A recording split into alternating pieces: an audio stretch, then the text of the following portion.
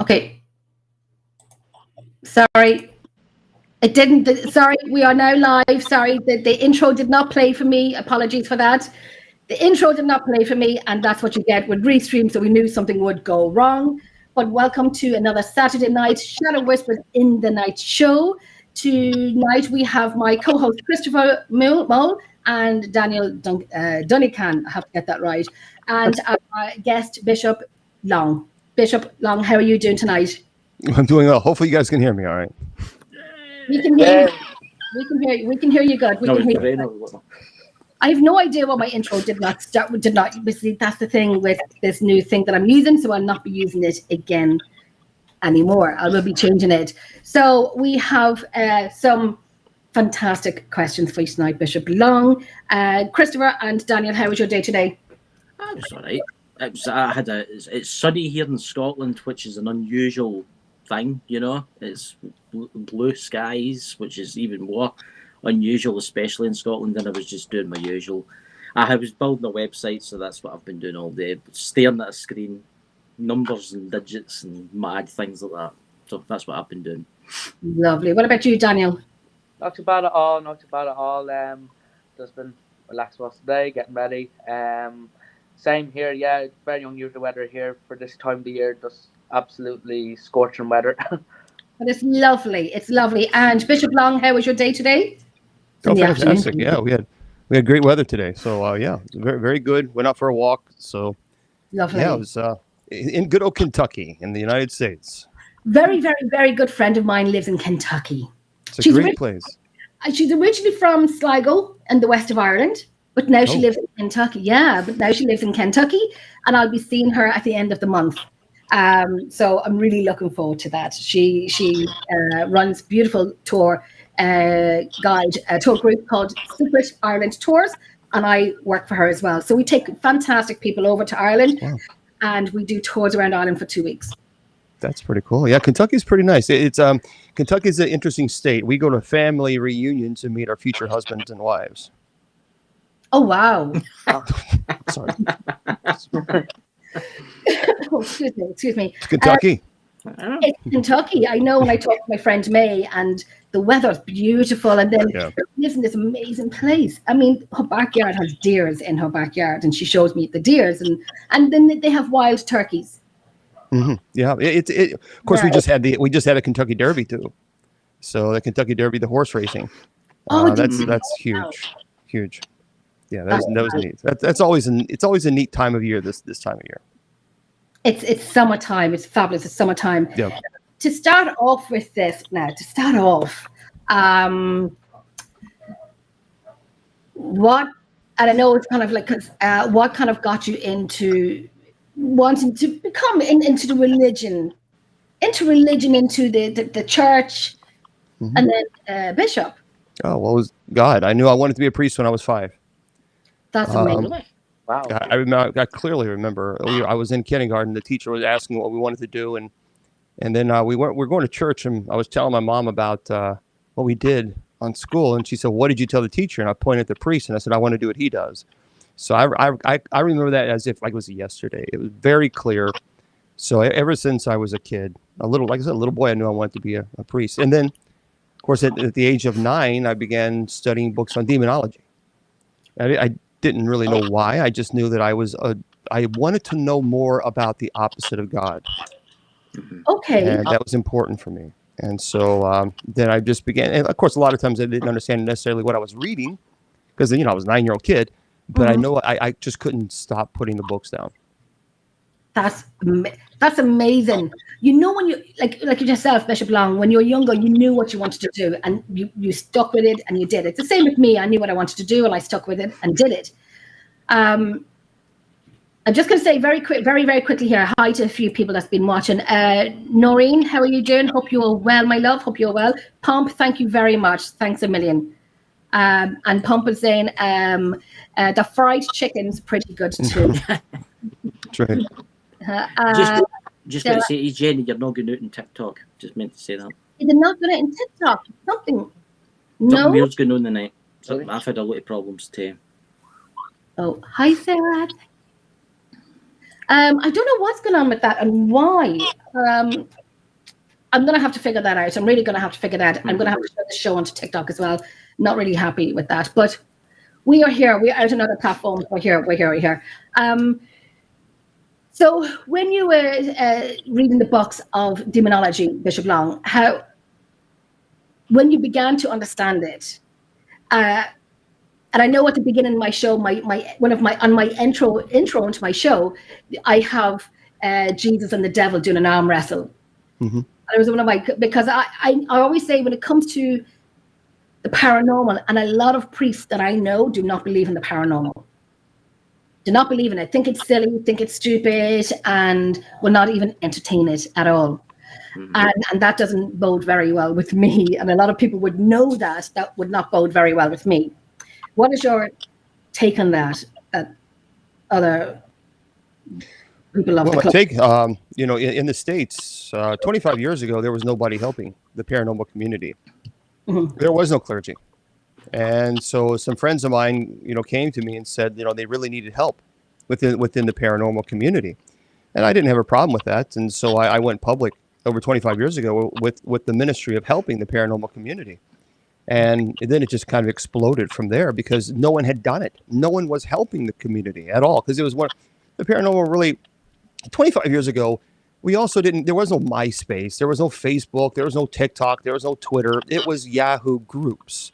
That's how the paranormal community spoke to one another. But even then, the paranormal community in the States, it wasn't taken seriously. And then, of course, you have all the television shows. It just exploded with Ghost Adventures and Taps and all this other stuff.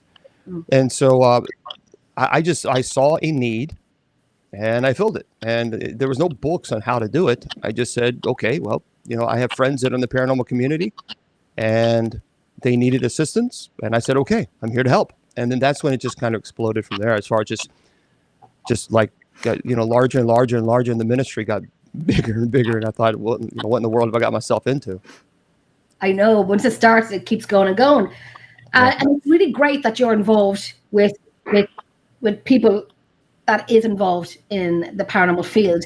What we experience, what we've seen, what we've felt, what we've heard, it's very, very, very real. I'm in this field about 18 years, and I say every week I'm retiring, but I'm still here, still doing it. And I have my year booked out up until October. And it's because when they say the word paranormal, it's across the board. It is everything we cannot explain. So it's really good that you're on our side, that you do believe what we experience. Yeah, I mean, I started the paranormal clergy 25 years. There was no organization at all in the States with clergy really tagging up with the paranormal community. There was nothing. And so the problem, I was starting to get emails from people in California and Florida and Texas. And I thought, well, how am I supposed to do this?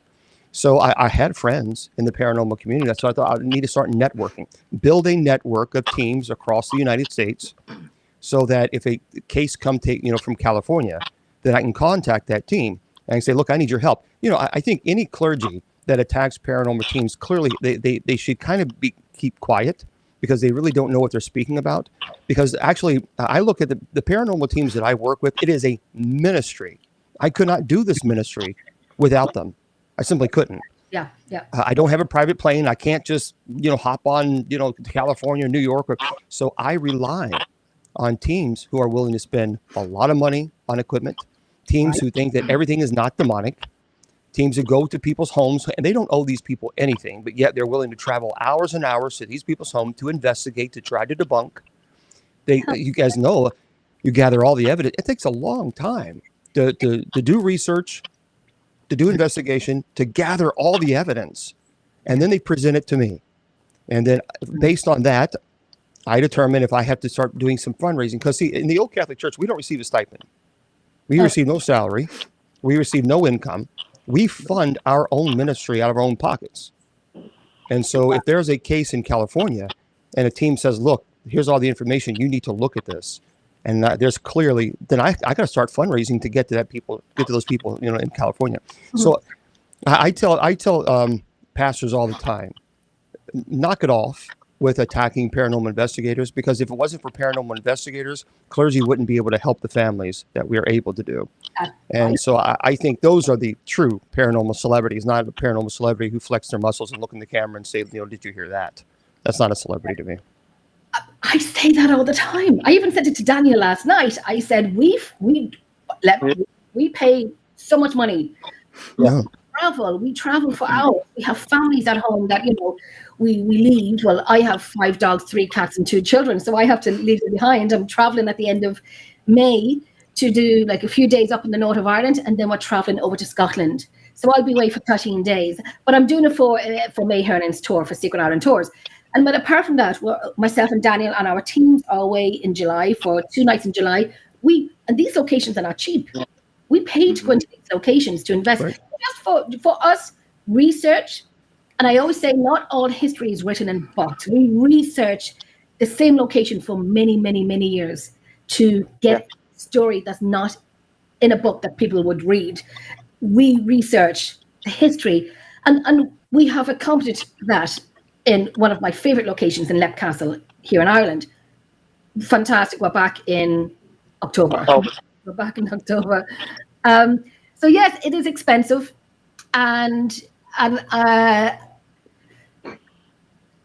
I remember saying it to a friend of mine. He's a priest, and he just said, "No." And I'm that Irish person that was saying, "Well, let me just take a pew, pardon the pun, take a pew, and sit down and let me explain what I think and why I don't have to believe everything, but we research. That's it. We research." Daniel, do you want to ask a question? Because I know you're dying to. I like to put Daniel on the spot. Bishop Lon, I found your work really interesting. I've actually done your demonology courses, your angelology courses, and stuff like that before I even started into the paranormal field. So thank you for those courses. Really helped me with a lot of knowledge with the paranormal.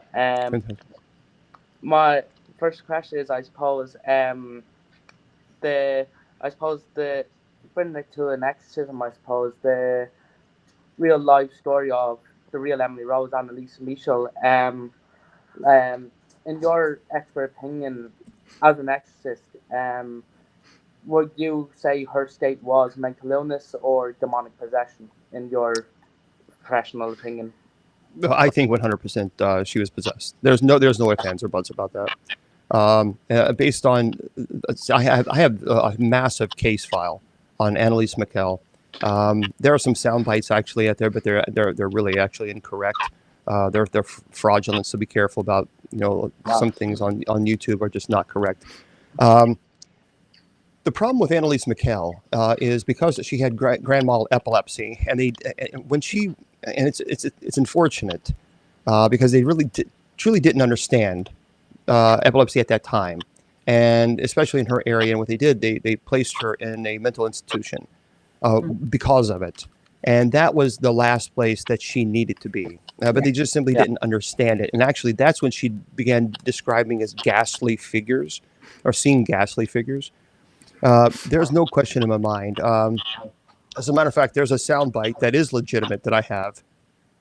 And I have a sound engineer friend of mine that works in the movies and TV shows and things of this nature. And he has $1 million equipment, soundboards, and all that. I wouldn't even know what button to push to turn it on. And I asked him to listen to it and to see how many pitches he could find in this. There were 32 pitches at the same time. 32. Now there's a debate. He doesn't know if it's maybe 37. He's at minimum 32. He can find 32 pitches at the same time. Wow. That is humanly impossible. Even Tibetan monks who train their vocalizations. There's one Tibetan monk who's able to do 3 at the same time, but she's 32 pitches. So that in of itself, plus there were some other issues. But no, there's no question, in my opinion, she was possessed. Oh, wow. And it went, I've watched the movie and I've researched it. The mum and dad got prison for neglect. Mm-hmm. Yes, and the priest got prison for neglect, or for That's right. neglect as well. So it's really a very sensitive.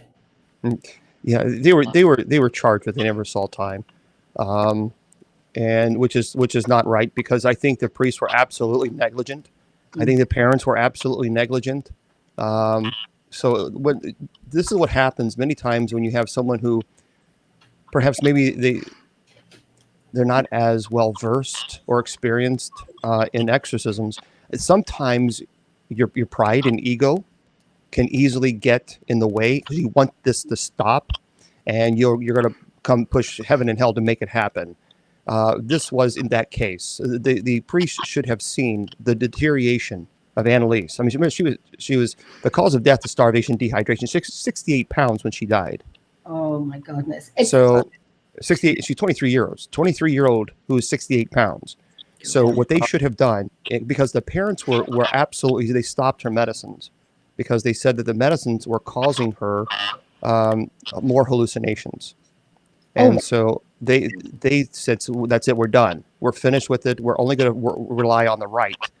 And the priest should have had a moral obligation, even though they weren't experts in the medical field. You don't have to be an expert to know that a person who's 23 years old should not be 68 pounds. Yeah. They should have stopped. They should have stopped and said, okay, we got to get immediate medical intervention immediately, right now, because she cannot sustain this much trauma. And they didn't, and they should have. Remember, 67 exorcisms. 67. That was even seeing the picture of her. No. Yeah. It was. How long? Can I ask now? How long of a course that took for her to get to that weight? If they said it was anorexia or anything like that. Well, yes, she had 67 exorcism sessions. They had usually between 1 and 2 each week, and some lasting up to 4 hours. And they were performed over a 10-month span from 1975 to 1976. So yeah, it was 10 months. Why do you not think that? Why do you not think that they have? Why do you not think that it helped her? What do you think was actually, what kind of demon was it? Would you say it was quite a high-ranking demon that had a hold of her? Yeah, she actually gave several names during an exorcism. I have the transcript. Again, there's nonsense transcripts out there that are fake, but I actually have the transcripts. And she did mention several human names, but she also mentioned other demonic entities in the conversation. And so in the rite, there's no, the one thing that also I think that the priest messed up on is there is no such thing as a conversation during an exorcism. That doesn't exist. You never ever have a conversation with the demonic. You actually in the rite, you have to silence the voice because it actually requires it. And so the only thing we command is its name and hour of departure. That's it. Other than that, you have to silence the voice for a variety of reasons. And many times they can try to disorient you. So it's called throwing the voice. So a demonic will scream and you'll hear it behind you or around. It's like an 8D kind of, if you go on YouTube and type in 8D surround sound, it's kind of like that. You'll hear it back behind you, or that's just the sole purpose of trying to disorient. So in the rite, we require to silence the voice. I don't think she was ever at the point, or the demonic was ever at the point of giving its true identity. Do you think, because I've seen that now, I'm going to throw a movie in there, but because that's the only thing I've ever seen exorcists is on a movie, that they never give their name. They don't want to be known who they are. No, because once you do that, you've beaten them. Because the intellect, see the exorcist, possession is a process. And so I knew Lorraine Warren. I was friends with Lorraine. I did not know Ed. And everybody knows about the infestation, oppression, possession. But there's actually a little bit more to it than just that. So you go out to a location. Come on, demon, I dare you to do something. You have attachment. You go home. Now you have demonic infestation. So you have an attachment. So you have demonic infestation issues. And then it's going to begin to attack you. It's called demonic obsession, and then demonic oppression. And demonic oppression is when it physically assaults you. Biting, scratching, pinching, causing sleep deprivation. And then there's demonic obsession, where it begins to interact with you on an intellectual level, and you can hear it. And the sole purpose of that is the combination of oppression and obsession is to break the person's intellect and will, so that the person can no longer fight. And then once that occurs, the person's intellect and will is eradicated, possession can take place. So the intellect and will of the exorcist and the intellect and will of the demonic are at battle during the rite. So you weakened, the point is you continue to do the rite, use the sacramentals of the church to weaken the intellect and will of the demonic to the point where it surrenders its name. And once it surrenders its name, then you know that you have control of the demonic. And then the end is about to happen. So then you have the clash. What is the clash? I beg your pardon? What is the clash? You said at the end, if it gives his name, you have the clash. Yeah. Then there's okay. So there are stages of an exorcism. First of all, there's two types of exorcisms. That's important to understand when you're talking about exorcisms. There is the supplicating exorcism and the imperative exorcism. The supplicating exorcism is when someone has a demonic attachment, and you pray over that person to remove that attachment. So that's called supplicating exorcism.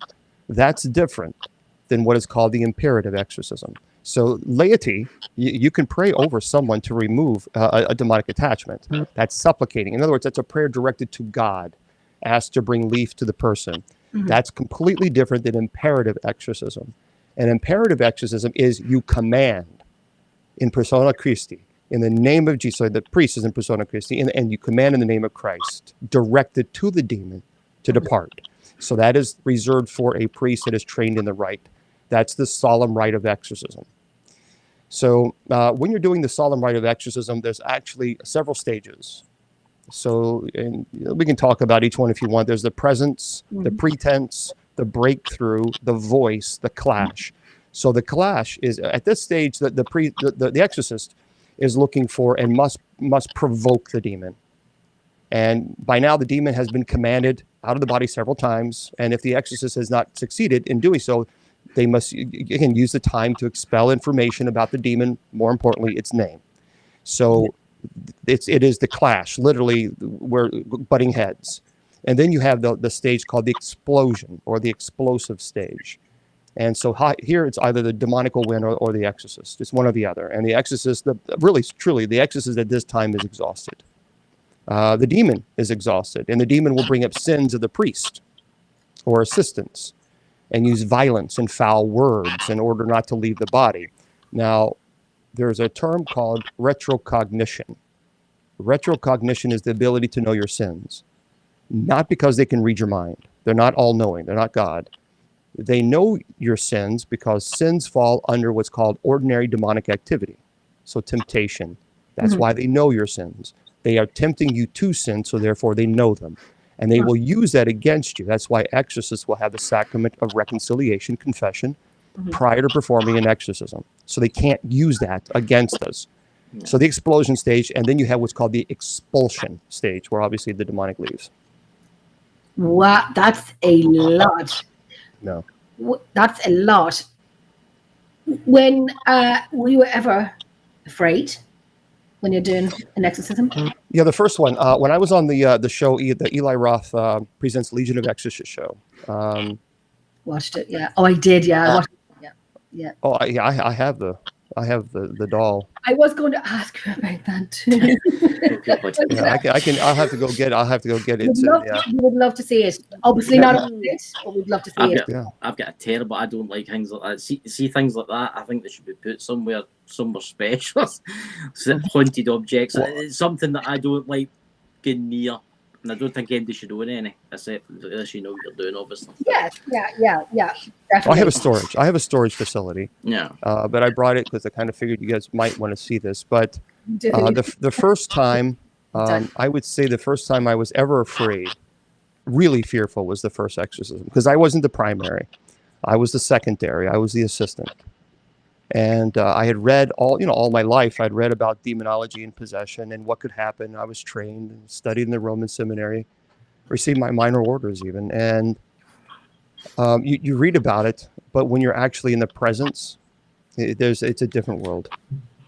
It's not the same. You can read it. You can read about something all day long, but you're actually in the presence of a person who's truly possessed, and not someone who's, squandering on the ground and screaming and hollering and like a fish out of water. No. Actually, most of the time, it's very controlled, very manipulative, and but it doesn't really get to the intense part until you have the clash and explosion stage. When I watched the show about this doll, does anybody know where the doll ever came from? Yes. So a family, what had happened, a mother had collected, interesting things. She loved going to these estate sales. And she and her husband were at this estate sale, and she became obsessed with this doll. To the point where she told me she would have given her entire everything. She would even put a second mortgage on the home. She was going to buy this doll one way or the other. And her husband was even talking to her. She said she could hear him, but she didn't know what he was saying. It was gibberish. She wasn't even paying attention. She became obsessed. And so she brought this doll into their home. Now, this home was quite beautiful. This is like a 3-story McMansion, we call it. It's not a mansion, but it's a McMansion. It's a smaller mansion. Beautiful, beautiful home. It's in Tennessee. And they brought it home, and then activity started occurring. They put it on this ornate metal bookshelf in their formal living room. And they start seeing shadows and bangings and smelling of sulfur. But they never thought of the doll because, a week, 2 weeks had passed. And so their house, I was called by this family with the fire chief. And I spoke to the fire chief and I said, I'm not a firefighter. I don't understand why you're calling me. And he said, you need to come here because I can't explain why this house burnt down. And I said, well, but I'm not the expert in fire. How am I supposed to tell you? He said, just show up. You'll know.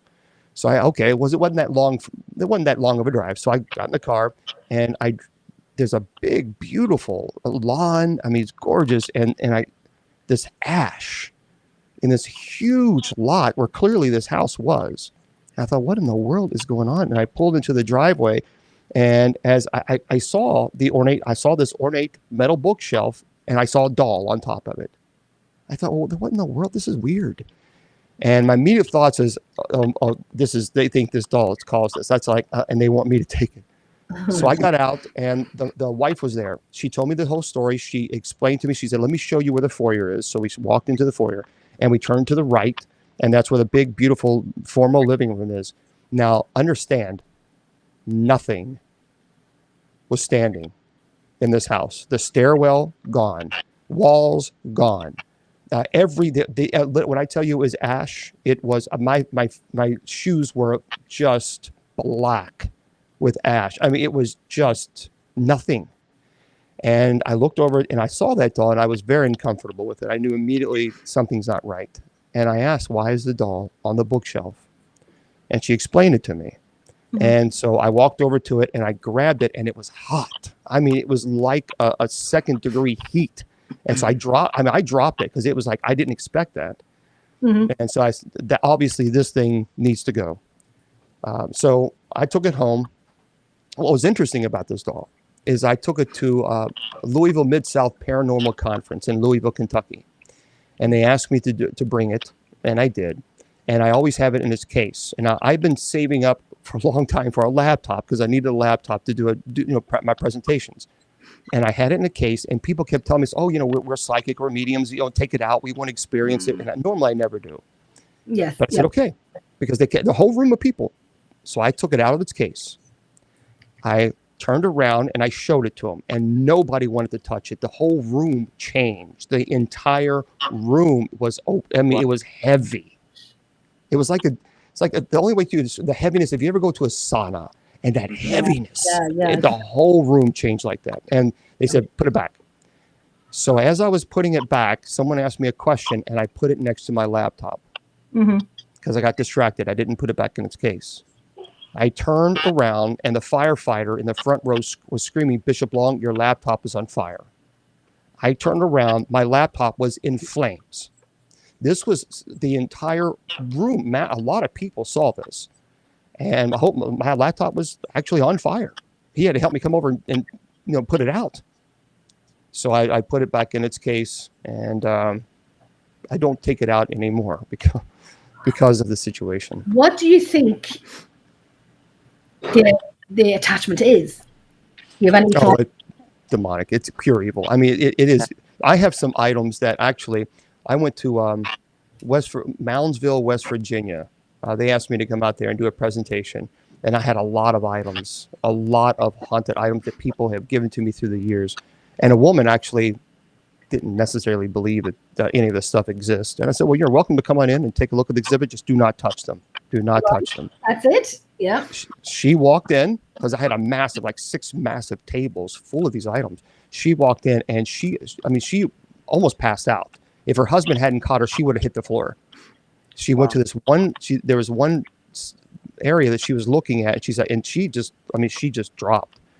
Wow. But another paranormal investigator had the doll there. I did not take it out of its case. Mm-hmm. And he asked if he could do the thermal camera and a FLIR. I said, well, sure, absolutely. Yeah, perfect. Yeah. There was a 40, I don't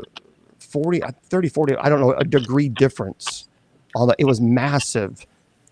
On the thermal cam, it was showing extremely heat areas. Extremely hot areas on this doll. And he sent it to me. He can't explain it. Wow. Is the doll beside you? No, I'll have to get up and I'll have to get it. We have to have. We definitely have to have a look at that doll. We have to. There's some. I can turn the camera off and then I can go get it. Yeah, that would be. If you could, that would be. Okay, brilliant. 1 second. So let's see. Thank you. Okay, 1 second. Oh, I'm excited but nervous at the same time. Oh, God, Jenny. I like.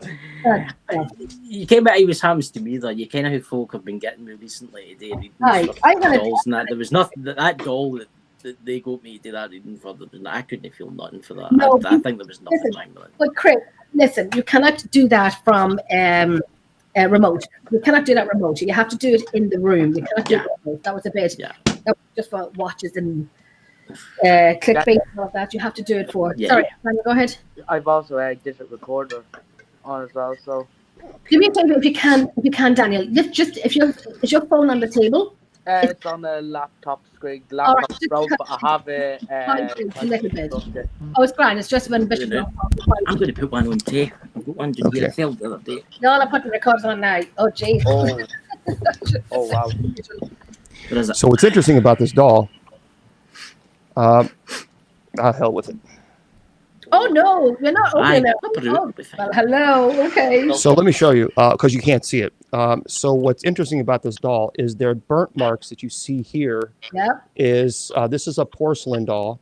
Yeah. And even now, it just doesn't feel comfortable even holding it. But you can see here, and you can smell the burnt marks. Wow. You can actually smell it. Holy Jesus. I got the idea of that. Yeah. So these are all the burnt marks, and there she is. I was thinking when you said when it fell, and I was thinking she didn't break when she fell because she's right. She didn't, and this is porcelain. I mean, it's a porcelain. Yeah. I have to say she is beautiful, though. She's a beautiful face. Should I say? But you can. I can smell it. Yeah, it's burnt. You can smell. You can still smell like it's burnt. And so I always before I touch it, I always put chrism on my hands. Yes, yeah. Oh my goodness. I'm getting really, really weird vibes with that. No. Yeah. Weird vibes with that. My hands actually got real shaky. Aye. My hand's shaking today. Yeah. My hand's shaking today. Aye. And I want to touch her. No, I don't want to touch her. I won't touch her. Drop her in the Mariana Trench. I That's what I want to do. I always do what you're not meant to do. I always do what you're not meant to do. I always ask what to ask. That's what I do. Sure. I do the opposite. I want to. I don't know if it's just stupidity in me. Yeah, what's that? My left hand shaking. That's weird. That. I'm telling you, when I took it out of, even in here, it just feels. But when I took it out at Louisville Mid-South Paranormal, it was the heaviness was intense. It was intense. But yeah, you can see. I still have chrism on my hand, so I don't mind touching it as long as I have chrism. But I'm not touching it, putting it near my computer. But this is the actual base that it came with. Okay. Wow. here, and it holds back here. And yeah. And see, now I'm getting feedback in my earpiece now. So Are you? It makes you wonder that. It makes you wonder how like a demonic attachment attaches itself to something like that. How does something like that attach itself? Yeah. Like say it's a demon, right? Which it obviously is.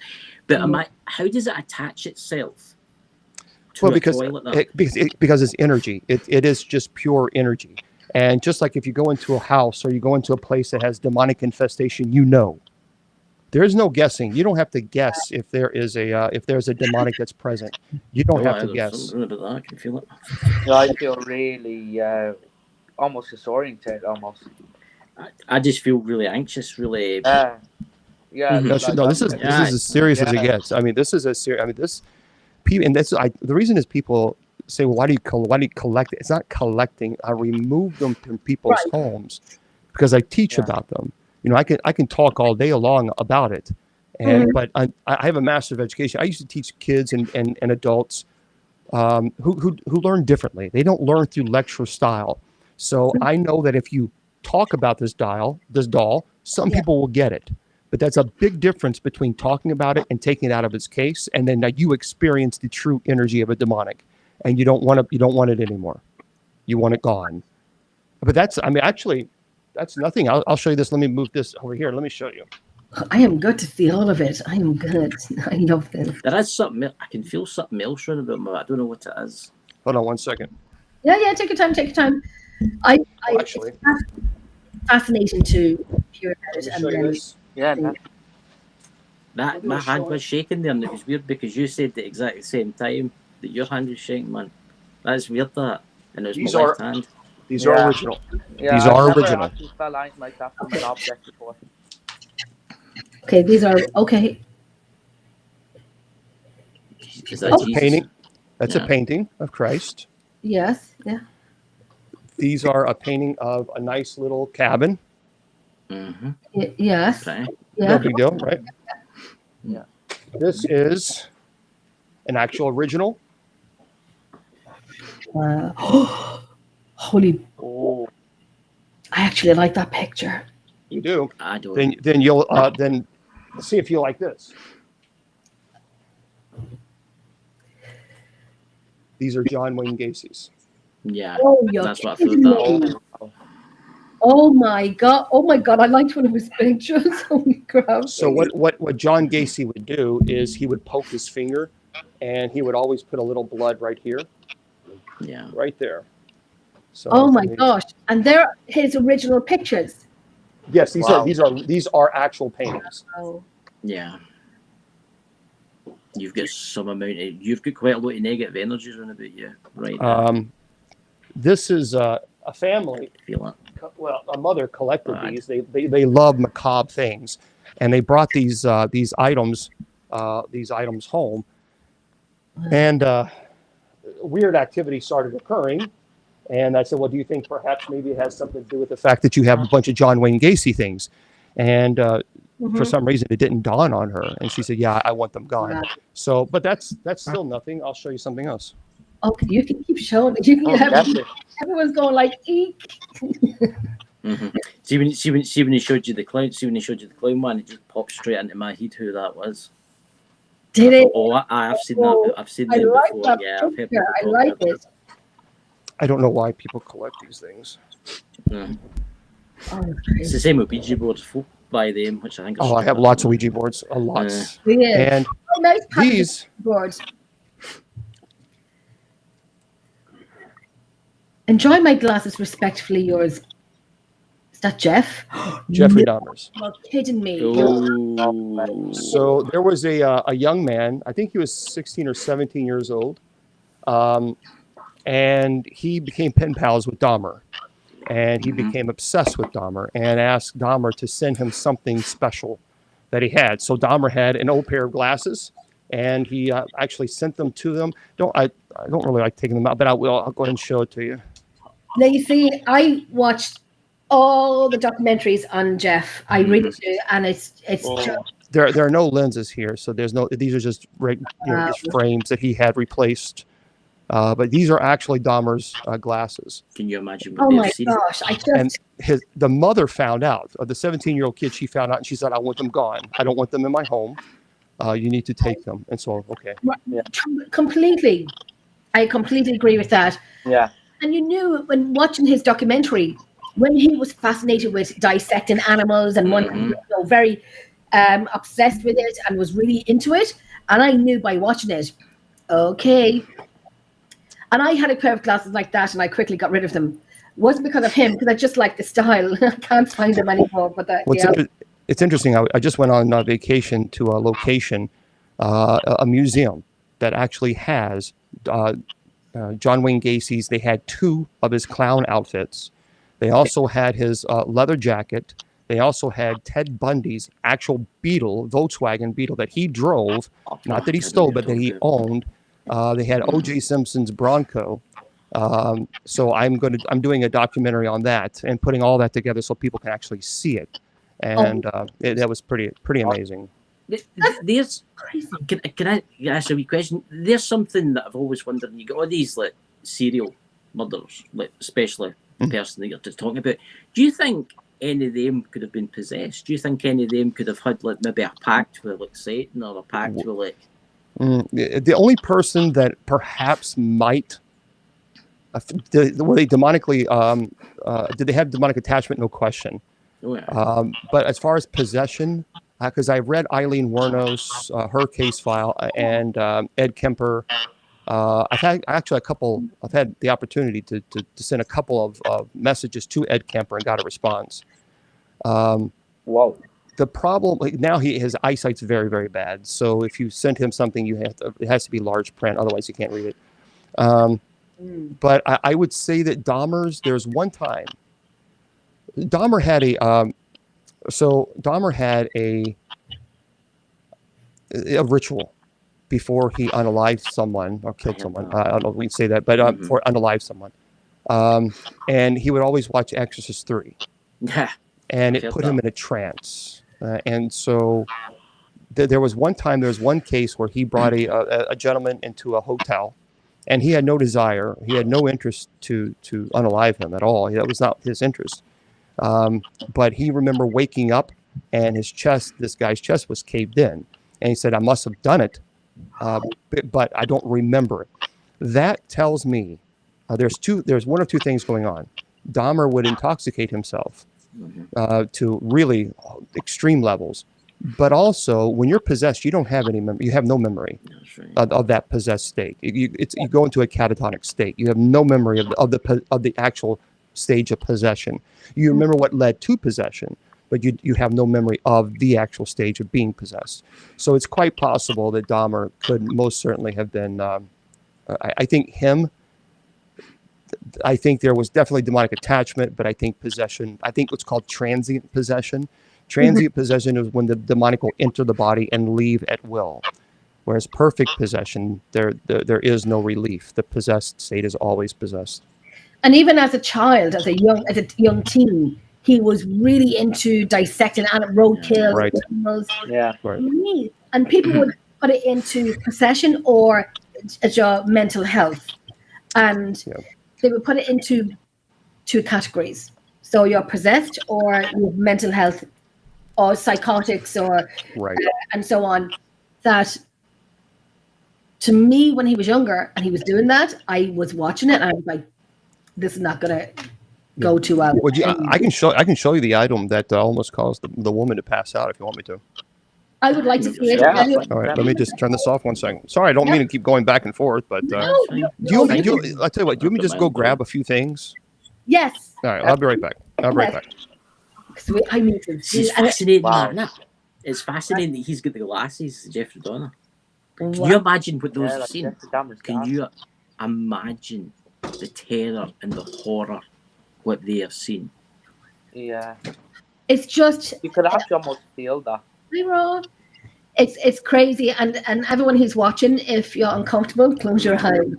Close your eyes. But this is really, really phenomenal. I have a few questions here that we'll ask later on. There is Adam. Hi, Adam. Hi. Hope you're well. there was a few questions here I will bring to Bishop Long afterwards, but my goodness, I really wanted to see that dog because I watched that episode a few times and I watched it last night, and I see and I there's a didn't- new movie coming. Talking about movies, I see there's a new movie coming out. I see there's a new, is it Conjuring movie or whatever it is? Yeah, getting released. September. Yeah. Can you give me, you talk among yourself, give me 1 second, I just need to go, my daughter's calling me, give me 2 No tickets, problem. right? Take your pick. No problem. You just take over for a little second. No problem. I mean, it's crazy if you think about. I mean, I'm looking at those glasses, but see the pictures. There's actually like a human blood in it. Yeah. See, when I seen the first one, I thought, "Oh, I've seen them before. I've seen them." They looked familiar. I was like, where the hell have I seen them before? The glasses, the wife felt really weird when he showed the glasses. It was really weird energy off those glasses. It's, I mean, the energy that he must have in that place that he's in. I mean, it must be interesting when he goes to his bed at night. That's one thing I'm going to say. Oh yeah. It'll be like the film Poltergeist. There'll be like pots and pans chasing him about the kitchen and stuff like that. I mean, I wouldn't have those items in my house anyway. hey, Mr. Floyd, just in the chat.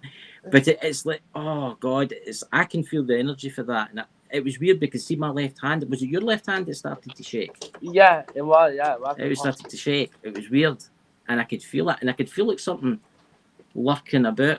I mean, I'm quite gifted. Yeah, like watching spiritual stuff. Yeah, and I could feel it lurking. Oh, yeah. I would not like to be in the same room with that. No. Here, Jenny, you need to do an investigation. I can in the bishop's store unit. Yeah. I'll be in for a week. You'll come out wearing the sun specs for the picture. Okay. So, can you guys hear? Jenny, can you swap me with the bishop because with the writing on the screen you can't really see. Sorry. Yep, I got you. I'm on you. Thank you. So this is one thing that that a family purchased because they thought it wasn't going to hurt them. Oh, no, have I seen that before? The Holy Spirit board communicate directly with Jesus Christ. Okay. Whoa. I'm going to say it now. I can loads of people that use that kind of stuff, but I vow never to touch one of those. Wow. This is it says here the Holy Spirit board is the only board that you and your friends can use to communicate directly with our Lord and Savior. Place the game on the board, blah, blah, blah. Place the magic cross. I'll show you the magic cross in a moment on the board. Have everyone lay thy hands on the magic cross and say the prayer, "Oh, magical Jesus, please guide our hands to answer our questions. Amen." Next, ask a question. It can be any question you want. Let the Holy Spirit hand guide the magic cross, and you can ask yes or no questions. And remember, anyone who says the Holy Spirit board doesn't work is both a liar and a sinner in the eyes of our Lord. So that's this. This is what the board actually looks like. Oh my gosh. Whoa. I've never seen one of those before. That's what symbol's that again? That's the 8 in it. That's the never ending. Oh yeah. And then this is the magical cross. Oh, okay. So a family decided to do that because, after all, it says the Holy Spirit board, and they thought they were speaking to Jesus, and they weren't speaking to Jesus at all. All hell broke loose in that family's home. There were scratches, there were biting. Someone was thrown almost clear across the room. The head hit the wall violently. This is. Let me tell you, this is why you don't play with these things. Yeah. It's a form of possession. Yes.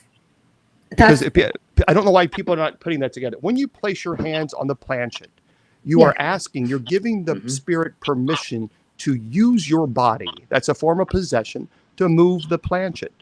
That is possession. And you have no idea what you're communicating with. So that's what this family did on this. I have words, but I don't know how to say them. Who would make up a game like that? Like, was this game in shops to sell? To make a buck. And then back in the day, you used to have Ouija boards for children's games. And now I know my mouse pad is the Ouija board. It's just a mouse pad. It's a material mouse pad. That's it. And I don't have it. I have it many years, and I've never even got around to changing it. But because I'm an investigator, I just thought it was cool at the time, to have it. But it's what I do. Even there's ghosts kind of behind me. It's just what I do. But that the Ouija board was made for children, for a children's game. I know. That's a very bad thing. Still is. See, I live in quite an old part of Scotland. There's a graveyard right next to me, and it's really old. It's for the 12th century, and you've got the headstones with the skulls on it and stuff. And you get kids in there all the time. I've been on in the Ouija boards. So this is very heavy. It's wood. This is also known as the Book of the Dead. Ooh. And an individual became obsessed with this particular book. Obsessed with this book. And is it no the real Book of the Dead? Is the real Book of the Dead not made out of human skin or something like that? I ken that. Is it? Yeah. I've heard that. Oh, and here. Okay. Yes. These are some of the pages here. Just some of them. And it's very brittle. You got to be careful with it. But what it basically does is there are demon names in here. It's teaching you how to summon the demons. What allegedly they look like. And she became obsessed with this particular book. Mm-hmm. And there's incantations, prayers, symbols. Okay. And triangle, always a triangle. I don't know why. Yeah, she always she became obsessed with this, and then she almost got into like a trance to where she painted that picture, and that picture is this. That's the front cover of this. It's very not undisturbing, very disturbing that I kind of like the doll and I like the picture and I like the other clown picture. I'm very worried about myself. If the bishop needs a caretaker to look after her, then there you go, Jenny. No. These two, there was a guy who made stuffed animals, and the cute little animals. And he went to investigation. He provoked far too much, and his everything changed. Everything about him, his whole personality changed. And so his dolls were no longer the cute little dolls that he made. He no longer made those dolls. He completely stopped, and he started making these. Oh. I'm sorry. Yeah. Sometimes I mute myself, but oh my God, really? I wouldn't give that to him. That's just downright psychologically weird. Yeah. I mean, it's not often that I don't mute myself, and it's not often that I have nothing to say. You're going to have weird dreams tonight. I've just got that kind of feeling, Yeah.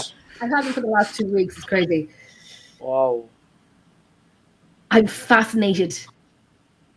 Imagine that crawling to so at night in your bed. He required he required an exorcism. This required an. I mean, he was he would go into these trance before he made these. That's what his wife said, and it's like he would listen to this weird music that she couldn't describe it, like chant. It wasn't Gregorian chant, but it was like demonic chant, and that he would create these. And he stopped making the dolls that the dolls that he loved, and he was doing well with the stuffed animals, but everything changed. So that's this. I'm a little fascinated by it. I like things that are not normal. I understand that. I respect that. This is what caused the woman to pass out. Oh Jesus! What's that? Is that voodoo, or is that some type of weird? Yeah. Is that what that is? Yeah. This is human hair. Yeah. And this is stitched like a skull. Yeah. You can see the stitching here. Okay. I'm interested in that. That's. Yeah. Oh my goodness. Yeah. So what happened? There was this was actually in New Orleans, and there was a shopkeeper, and he sold like macabre items, just interesting items. Anyway, that was, kind of weird things that people liked, and he found this on his doorstep, He didn't know who it was from. He didn't know why. Nothing. And he thought, well, it's it's unique, it's different. Why not? So he decided to put this, and you can even see the skull there. See that? Mm-hmm. Wow. And so he put this in his shop. This, I mean, it kind of gives me a headache. But he put this in his shop right there on the shelf. Now this was in New Orleans, and he had traffic all the time. So he went from making his normal money, a substantial amount, to nothing. Nobody walked into for 2 weeks. Nobody walked into his store. Mm-hmm. I mean, that was unheard of. And the only thing that he could think of was this. And so he contacted me. He said, "This was brought to me. I don't know what this is. Do you want it?" And a yes. And I told him, "This, you can bless your home." And I took this, and this is human hair. It is human hair. Yeah. We don't know why. He doesn't know why, but probably some type of curse that was placed on him to hurt his business. As soon as he got rid of it, he blessed his home, then the activity, then, people start coming back in. But they just said they didn't like it. They just did not like this. And this is actually what caused the woman to almost pass out when she saw it. And you're okay. Sorry, Chris. You're okay with holding it and having it? I have chrism on my hands. Okay. So Okay. chrism is a blessed oil that we use during an exorcism, and it's consecrated only once a year by a bishop. So Okay. I won't handle these things without having chrism. Yeah. So I've also blessed them, and then of course after the show, I'm taking them right back to the storage facility. Yeah. Thank you for showing us. That's showing us. very interesting. And this I is think not scary. These are not scary, but I'm a collector of this. This is an actual good. autograph. Oh, Peter Bela Lugosi. Yeah. No. He had a mirror, did Bela Lugosi not have a mirror that was meant to be like haunted or something? There's a letter of authenticity on this. So I got that. And then, of course, I don't know who this is, but this is a picture of, this is also Bela Lugosi here. And this is a picture of him, and I don't know who this young child is, but that's his signature anyway. And then finally, I got to meet Anthony Hopkins once. Oh, And he signed this. I have the whole box set of that movies. I am obsessed with that movie, with all of them. I'm very jealous. And I had it.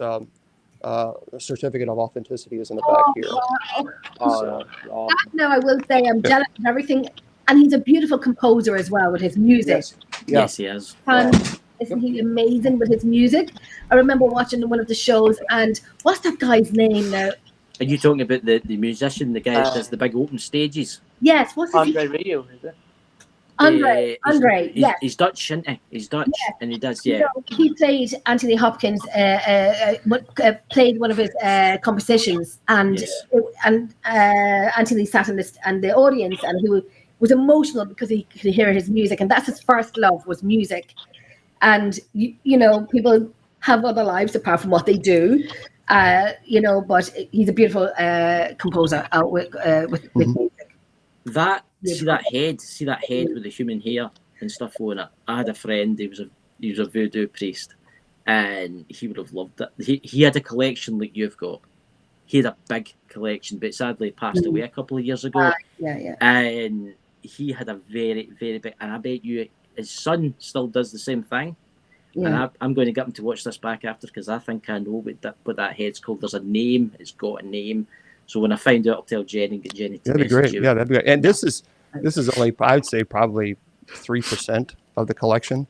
Maybe not even that. I have a pretty massive storage facility. Of course, I've been doing it for over 25 years. So, but I take these things from people's homes, and then I tell them, do the epiphany of the doors, the blessing of the door, chalking of the door, and that way, they got to remove them. They got to remove these items.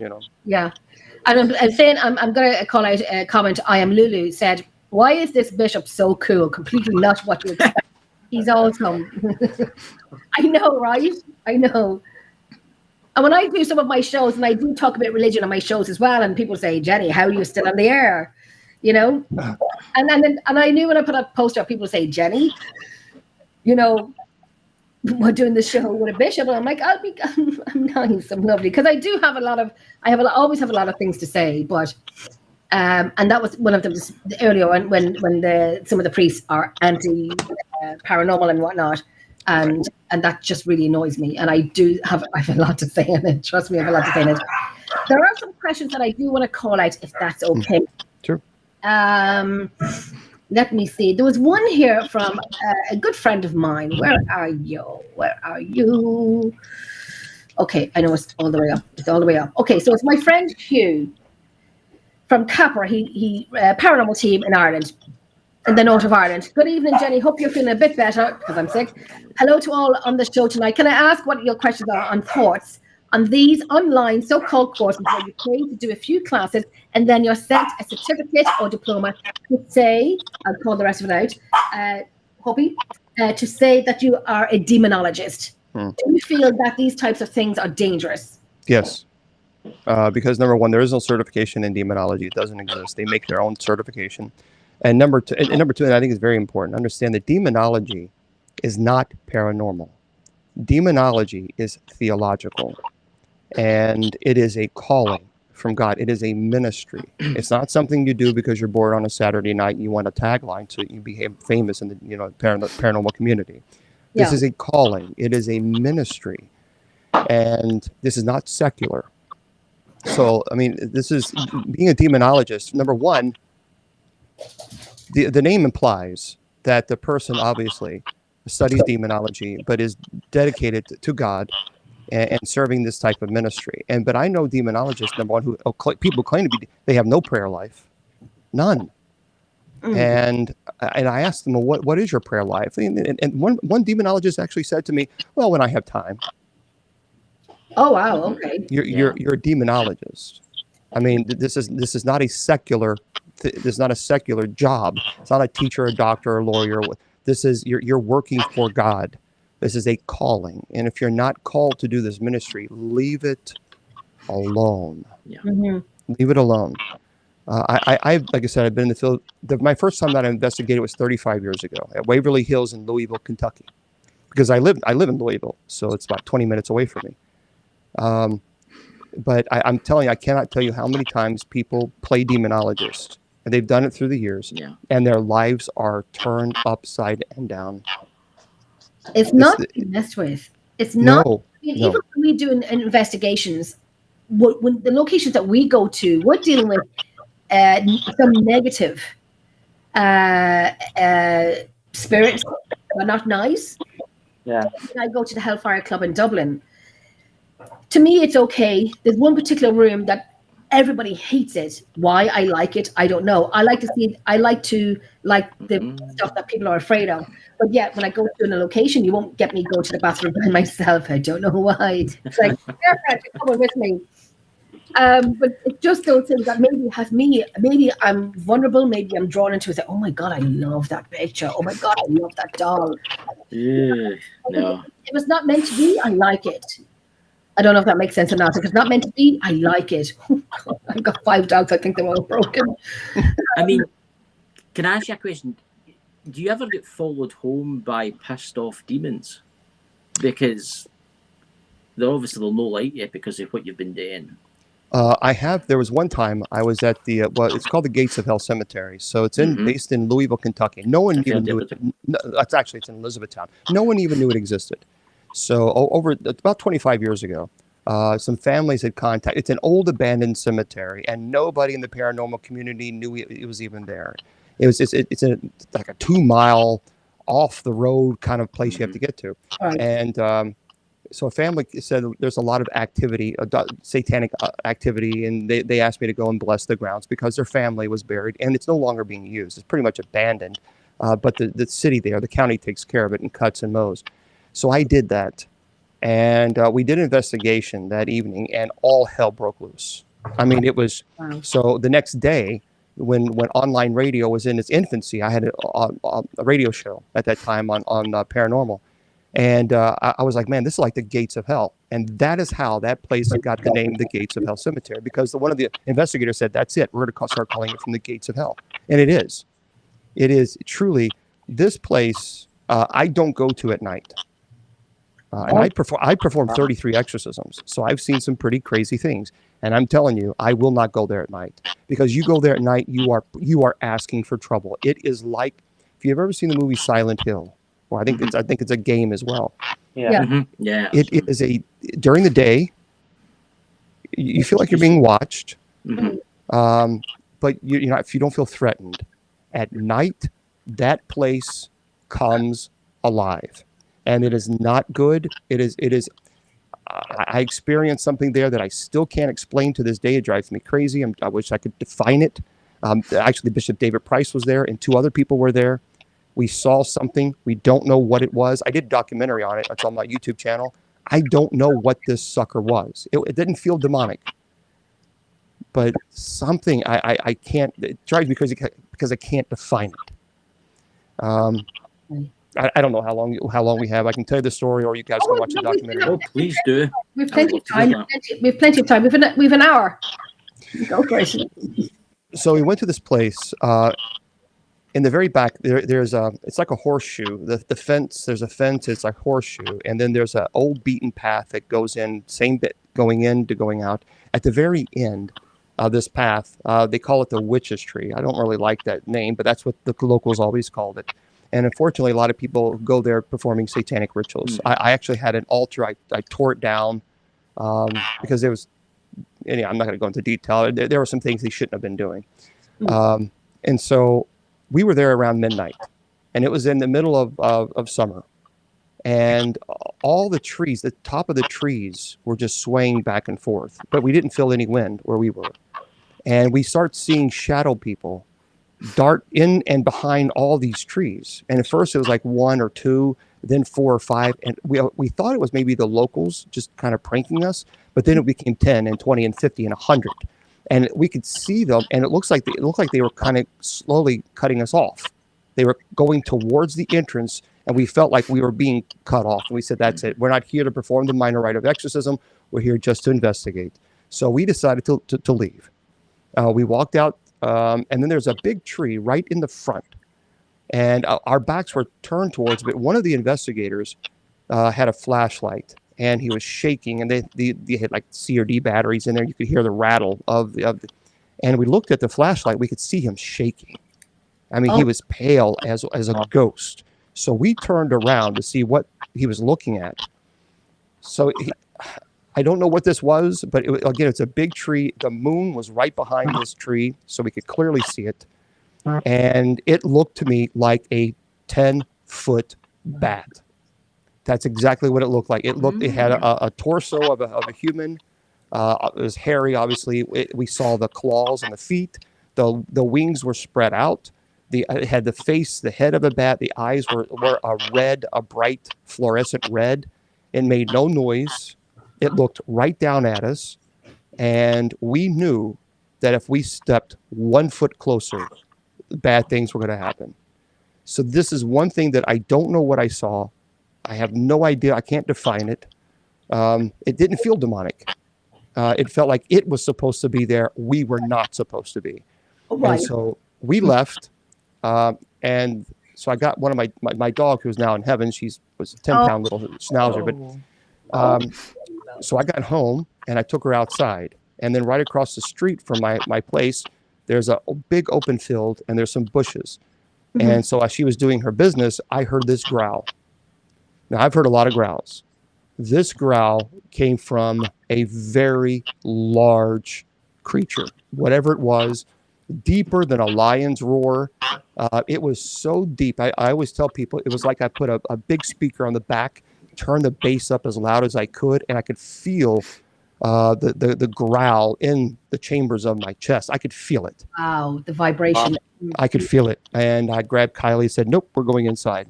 Didn't see anything. But we both heard it. She heard it, I have no idea what that was either. Isn't it crazy when you see things that you cannot explain? Yep. I've had that when I was younger, and I mean, about 10 of us had seen it from my mum's home at the time, and I've spoken about it many times before. And it's too long. It's kind of too long of a story, but I would love to tell you another time about it. But it was definitely, it was the most surrealist thing I've ever seen in my life. It was just, it took me a long time to talk about it again without having a lump in my throat, and that would be from stress of talking about it. Yeah. It was crazy, but I'll talk. I understand that. And I know I've talked about it before in shows before, but it's not my show. It's your show tonight, and we have plenty of questions for you. So I'll tell you mine in private.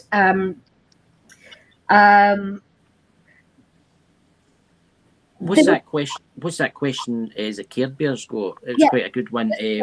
This one here, yeah. Bishop, do you believe we have the choice to cross or stay? That's an interesting one. Yes, I do, because heaven is not forced upon anyone. Heaven is presented to us. And so because if heaven is forced upon us, then free will doesn't exist in heaven. And if free will doesn't exist in heaven, Satan doesn't exist, because Satan freely rejected God while in heaven. So therefore we know conclusively, we can deduce that in fact free will exists in heaven. Okay. And so if that's the case, then I think heaven is presented. I don't think heaven is forced upon anyone. And so I'm a firm believer that our loved ones can visit us. I'm a firm believer that they can send us signs. Yes. And so, yes, but that's what I think. But I also think I challenge people's notion on heaven, because many people think of heaven as over there. Mm-hmm. But why can't, in fact, they actually be in heaven while they're sitting right next to us as well? Because heaven is not over there. Heaven is here. If we are the living temple of the Holy Spirit, as Paul says, then heaven must dwell here. Because where the Holy Spirit dwells, heaven exists. So if we are the living temple of the Holy Spirit, which St. Paul says that we are, then in fact, heaven must be present. And so I think that our loved ones, in fact, can certainly be in heaven in our perception of heaven over there, while being right next to us at the same time and still not leaving heaven. Right.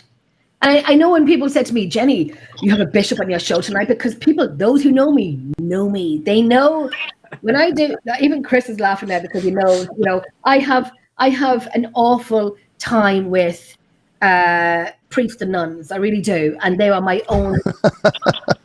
Why is that? Oh my God. You really want to ask me that question? Please don't. Sure. No, don't ask me that question. Go for it, Jenny. So, okay, I'll tell you now. Oh my God, is it getting hot in here? I always say, Jesus, take the wheel. But the reason why I have a problem with them is because of, and my God, I can't believe I'm even saying this, because I said I promised to my friend, say, Jenny, don't say it. And I said, I promise I won't. Is because of the badness of some of them. I'm sorry, the what? The badness of some of them. Mm-hmm. What they have done. And I will say I have experience of it, not by a priest, not by a nun, but I have experience of that life when I was younger. And I just think, and I did ask a question to a priest a few weeks ago, and he just told me to come back, and he said, stop it, woman. And I said, come, Father Bob Bailey. If anyone wants to know, it's Father Bob Bailey. And I'm like, you told me, am I a comment, but you highlighted my name, but you still tell me to stop it, woman? Oh, I don't like that. I do not like that. Stop what? Stop what specifically? Because I asked him a question about what are your thoughts on, say, the you really want me to go there? Do you really want me to say it? You sure? It's not up to you. I mean, it takes a lot to offend me. Okay, I don't mind saying it then, because people say, Jenny's doing it. I'm not. Listen, just go for it, Jenny.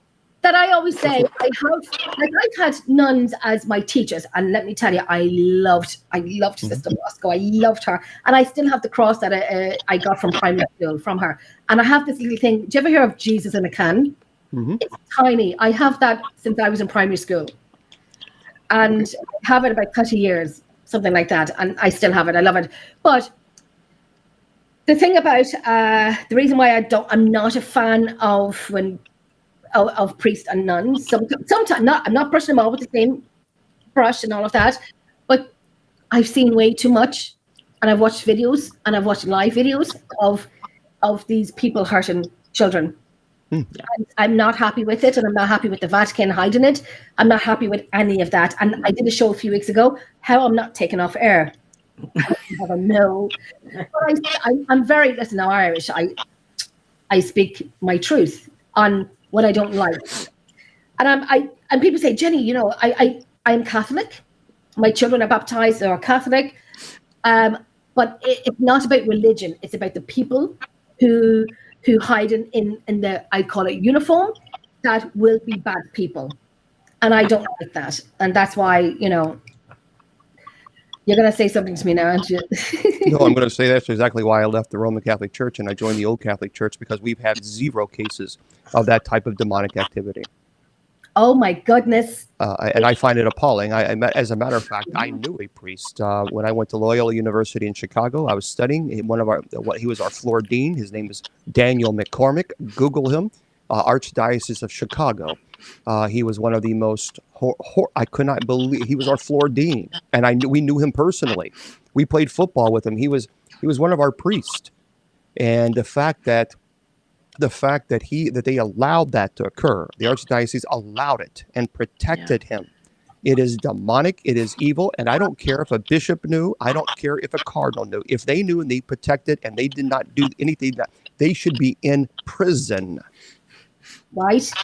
Oh, I'm so glad you said. I'm a little emotional because you said that. Oh my God. Yeah, I'm actually quite shocked. They should be in prison. No, I don't care if you're a cardinal. I don't care if you're a pope. If you knew this and you protected someone who harmed the child and you literally just took them to another parish, then you are no more innocent than that priest who did that crime to that child. And the priest and the bishop, cardinal, and even the pope, if they knew, they should be in prison.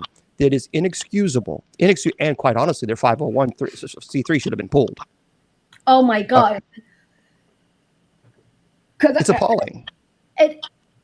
That is my and I don't know how, what I didn't say when that priest called me, listen, woman, and I'm thinking, Lord Jesus is looking after your arse right now because you're not in Ireland with me. And I'm a feisty Irish woman. I'm feisty. I'm Irish. Those who know me know me. Those who don't get to know me. And I will say exactly what I think. And I do agree. When I watched a live video, well, it was on TikTok last week about, you know, these pedo hunters and whatnot. And there was a priest there, and he was taking a child to his caravan, but he was caught and stopped in time. And he's from the north of Ireland. And I always get striked for what I say in TikTok, but I don't say anything bad. I just say, great, another one done, and so on. And that is and like I said last week, people think it, but they don't say it. I'm the one I will say everything. It's inexcusable. And the thing is, I know Bob. And Bob is a sweetheart of a guy. And so I don't know if he was just, I don't know if he had a bad day or what was going on there. But I tell you, Bob certainly does not condone that type of behavior. I can tell you that. But I can also, I don't care. Seriously, this is why I studied for the Roman Catholic priesthood for 6 years. I received my minor orders. I was very close to the diaconate. But that was an issue. That was one issue. I remember being in class. And one question was to the priest. What should we do if a person says, "Bless me, Father, for I have sinned, and I have committed this crime against the child"? This was before all the things exploded, and they said, "What should we do?" And the priest said, "Well, you should, if they have a true confession, you should offer absolve them from their sins." I'm like, and then I said, "And that's it?" And I said, "Well, that is your job. Your job is to absolve you." And then I said, "Well, you're no better than the person who actually hurt the child." And he said, "If you feel that way, you shouldn't be a Roman Catholic priest." And I said, "You know what? You're right." And so I left. I'm applauding you. I'm applauding everyone who's watching me. It's the first time I'm applauding. It's the first time I'm applauding because people know me for my outspokenness of it. I'm very passionate about it. I'm very, very open and talkative about it. And I've spoke about it on many shows. Even one guy will not do a show with me because when I talk about it, and it's not the religion, because I'm learning. I think God has failed me sometimes, and I do think that, and that is my truth. I think he's failed me an awful lot. And I fight with that all the time. People think I'm anti-religion. I'm not anti-religion. I've been let down. Why do you think God failed you? Because things happened to me that I didn't want to happen to me, and I think, and where was he to look after me? And it's just been a roller coaster. It's been a roller coaster. And I will say, I've been fighting for a case that I've been going through for the last 30 years of an abuse case when I was younger. I got justice, and now in June we're back to court, and he's been sentenced because I wouldn't let it go. Good. I'm a fighter. Jesus, don't mess with the Irish. We'll bust you. My mom was Irish, so I get it. I definitely understand. So but no, I agree with you. And anybody who condones that behavior really needs to get psychologically checked out, because there is no excuse for it. And what they did, Daniel McCormick, just Daniel McCormick, Archdiocese of Chicago, they knew about it, they protected him, and they just put him. As a matter of fact, they put him down in an African American parish, because they thought, well, then obviously there won't be any people screaming, hooping, hollering there. And they knew about this. And I find it an abomination, truly an abomination. What's his name? Daniel? Is it Daniel? Daniel McCormick. Jesus. Archdiocese of Chicago. Name. That's a very Irish name. Oh, yep. No. Yep. And I was stunned, because Daniel McCormick was the type of priest that all the seminarians wanted to be. I mean, he was gregarious. He was a great homilist. He was highly educated, charismatic. He was just that type of priest. It's like, man, that's the type of priest I want to be. And when it came out in the public, I thought, then I can't participate. I cannot, because at that time I was considering going back to the seminary, because the archdiocese had contacted me. The vocations director said, "Hey, when are you coming back?" And I was considering it. And then all that exploded and it came out. And then I dug deeper and deeper. I can't do this. I cannot. And see, the thing, what bothers me is when I go on TikTok and I do the presentations or Bible study or night prayer or my TikTok profile, I am slammed constantly with people calling me these horrible, god-awful names because of what was allowed by all these priests through all the years. And then I get to take the brunt of that anger, even though in our church community, if I found out that a priest or a Benedictine within the church community that I belong to participate in that activity, I would grab them by the collar myself and drag them to the police precinct in their area and say, arrest this person. Right. It's they use it. Even nuns, they're just as bad. They're just as bad. They are just as bad. And I know when myself and Chris did a show in the Vatican last week, and I was talking about the Magdalene laundry, and in Ireland is one of the Catholic countries in the world, as well as many other countries, but Ireland has definitely been one of them. And it was disgusting, because they hide behind this beautiful sheet of loveliness with this darkness going on in the background.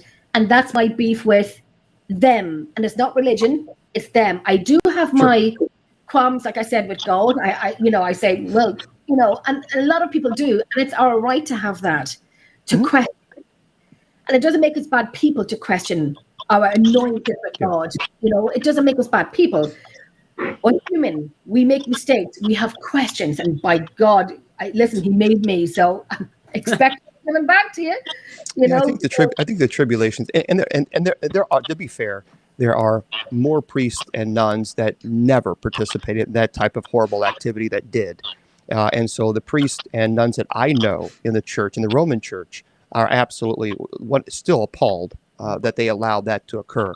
So we have to be fair there. But I think also trials and tribulations in our lives are very, very difficult and challenging indeed. But I just I've come to the conclusion on trials and tribulations and what in fact that means to us, because sometimes our trials and tribulations are not so much for us. It's actually that we are able to get through those difficult times so that we can bless others while we're going through our storms ourselves. I totally agree with that. And I have to say, people take this down on record. I'm agreeing. I agree with that, because what happened to me, I make sure it doesn't happen to someone else. I am a helicopter mom. Oh, listen, my daughter's 21 and I have a 14-year-old daughter. I'm a helicopter mom, people call me. And I have empathy that I know when someone's sad or hurt or something like that. And it's human nature within some people. But trials and tribulations, as you're saying, is to kind of whatever we go through, is that kind of basically no one else goes through what we've gone through because we know it and we felt it. And you're in the fact that you're able to get through them. Many times the trials and tribulations that we undergo, the lesson is not necessarily always about for us to learn. Rather, it is about for us to share our knowledge and how we were able to overcome them. It's for others, because we live in a world where it's all about meism. What's the lesson for me? Well, sometimes the lesson is not about us. Sometimes the lesson is about for others, so that we can bless them and help them go through their storms of life. I love that, because I've sat here on many shows and I joke, but I'm genuine when I say, God, throw me a freaking bone. You know, how many rings of fire do you want me to go through to prove that I can go through it? But no, it's like time after time after time after time. It's like, hey, what can we give Jenny now? What can we give Jenny now? And trust me, I've been through it. And I do joke, and my favorite song is, and people think it's funny, but I don't. I think it's real. Jesus, take the wheel. I can't do this on my own. And people say, Jenny, you're not very religious, but you like that song? Yes, because it saves people's lives, because I don't bloody. And sometimes I think sometimes we always, and I think there's a theology that I don't necessarily agree with, that God is testing us. Well, I don't. That's kind of sadistic. Life is hard enough as it is, and so if we have a God that loves us unconditionally, and He's going to put more obstacles in our lives already just to test us, I don't. God already knows. He already knows all things. So why? So to me, it's like, why add more obstacles in our life? And to me, I think the devil gets a free pass. Many times we scream at God, why, and the devil's sitting there smirking, and he's the one that's caused all the chaos in our lives in the first place. That's me. I say, throw me a freaking bone. Throw me a bone. You know, let me breathe, and because I think my body and my nervous system is kind of like always 24/7 on alert, because if I relax, something's going to happen. But then I have to breathe and just say, right, and learn. Like I said, I have my beefs and trials and tribulations with God, and people say, Jenny, are you actually saying this? And yes, I am saying it. You know, I'm many Jenny, but I am Catholic. But we have Jenny A here. I can attest to the trauma I've survived that has brought many women to me that are or have endured similar looking for support. I'm with you on that, Jenny. I'm with you on that too. I understand that. Yeah. It's a blessing. It really is. People, I think sometimes we underestimate our ability to be able to bless people while they're going through their storms when we're still going through ours. And I think that our reward is great in heaven, because that really says a lot about the individual that is able to bless people who are going through their storms in life and blessing others about helping them go through theirs. And so that takes a very strong person to do that. But I don't always. I think our temptation is to get angry with God. Why? And yet Satan gets a complete free pass. Look, I tell people, I'm not here to convince you that possession exists. I'm not here to convince you that demons exist. I'm here to help the families who know they do. And I don't get paid as clergy. I've said that. I don't get paid. We don't receive a salary, no paycheck, no housing allowance. We do this ministry 100% for free. And I always tell people this. So I have a doctorate in ministry, Master of Divinity, a Master of Education, a Master of Business, a Bachelor of Communication and Journalism, and an Associate of Philosophy. If I did not know that possession exists, I would do something else with my time, because I don't charge for this ministry. So when a family asks me to help them, I have to either go to people that I know and say, please help, which, by the way, that just started just last year. For 25 years, I've been doing this by myself, out of my own pocket. Gosh, okay. That's actually quite extreme. I mean, because it will cost thousands and thousands of dollars to do what you're doing. I mean, if you look at the Catholic Church now, if you look at the new Pope, for instance, I see he's getting a special ring made for himself. Is it $500,000? $500,000 for a ring, and then he got this new gown that cost God knows how much. And you look at the Vatican and you think to yourself, oh, the billions and billions of dollars that they have, the good they could do with that, but they don't. I've always wondered why that is. They could do so much good with all that money. I agree. Matter of fact, when I go into cathedrals, I'm a Benedictine, so I like simplicity, and so when I go to golden cathedrals, I find it distasteful, because I think that the presiding chair that the presider is sitting on could feed an entire family for a week, if not more. And to me, I find it appalling. Where I find God is in nature. You know, my grandfather and grandfather were both Cherokees. So when I see beautiful mountains and I see nature, I'm in the presence of God. When I go to a place that has golden cathedral, gold everywhere, and I think, my goodness, how many people could we feed here just with the painting that you have on the wall, for goodness gracious? I find it appalling and wasteful. Sorry, Chris, go ahead. No, I've just got to say, because I watched a program the other night about the Vatican, and they were showing you inside it. They were showing the paintings, and I find the Vatican very interesting, because it's not what's above the ground; it's actually what's below the ground. Because the Vatican have got loads of vaults and all the mad stuff that they've got locked away. I mean, good God, what do they have below there? What's your opinion on that? Do you think they've got, like, maybe the Ark of the Covenant? Do you think they've got things that's meant to be lost, but they've got? Yeah, there really is no telling what they have, as far as, I would imagine they have some pretty interesting artifacts there.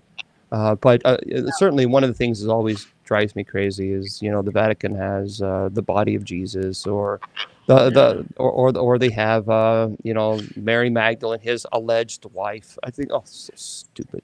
I know they have the cloth of Jesus as well that he was wrapped around in. The Shroud of Turin, I absolutely am convinced is legitimate. Yeah, I believe that's true. Wow. 100%, no doubt about it. They recently did a DNA test, and they showed that there was no paint pigmentation. But what they did previously, when they had the first DNA, they took the outer garments, the outer parts of this shroud, and it came to the Middle Ages, and it would have, because the shroud was actually placed in a monastery. They had a fire, and so nuns actually fixed the outer part. So that was in the Middle Ages.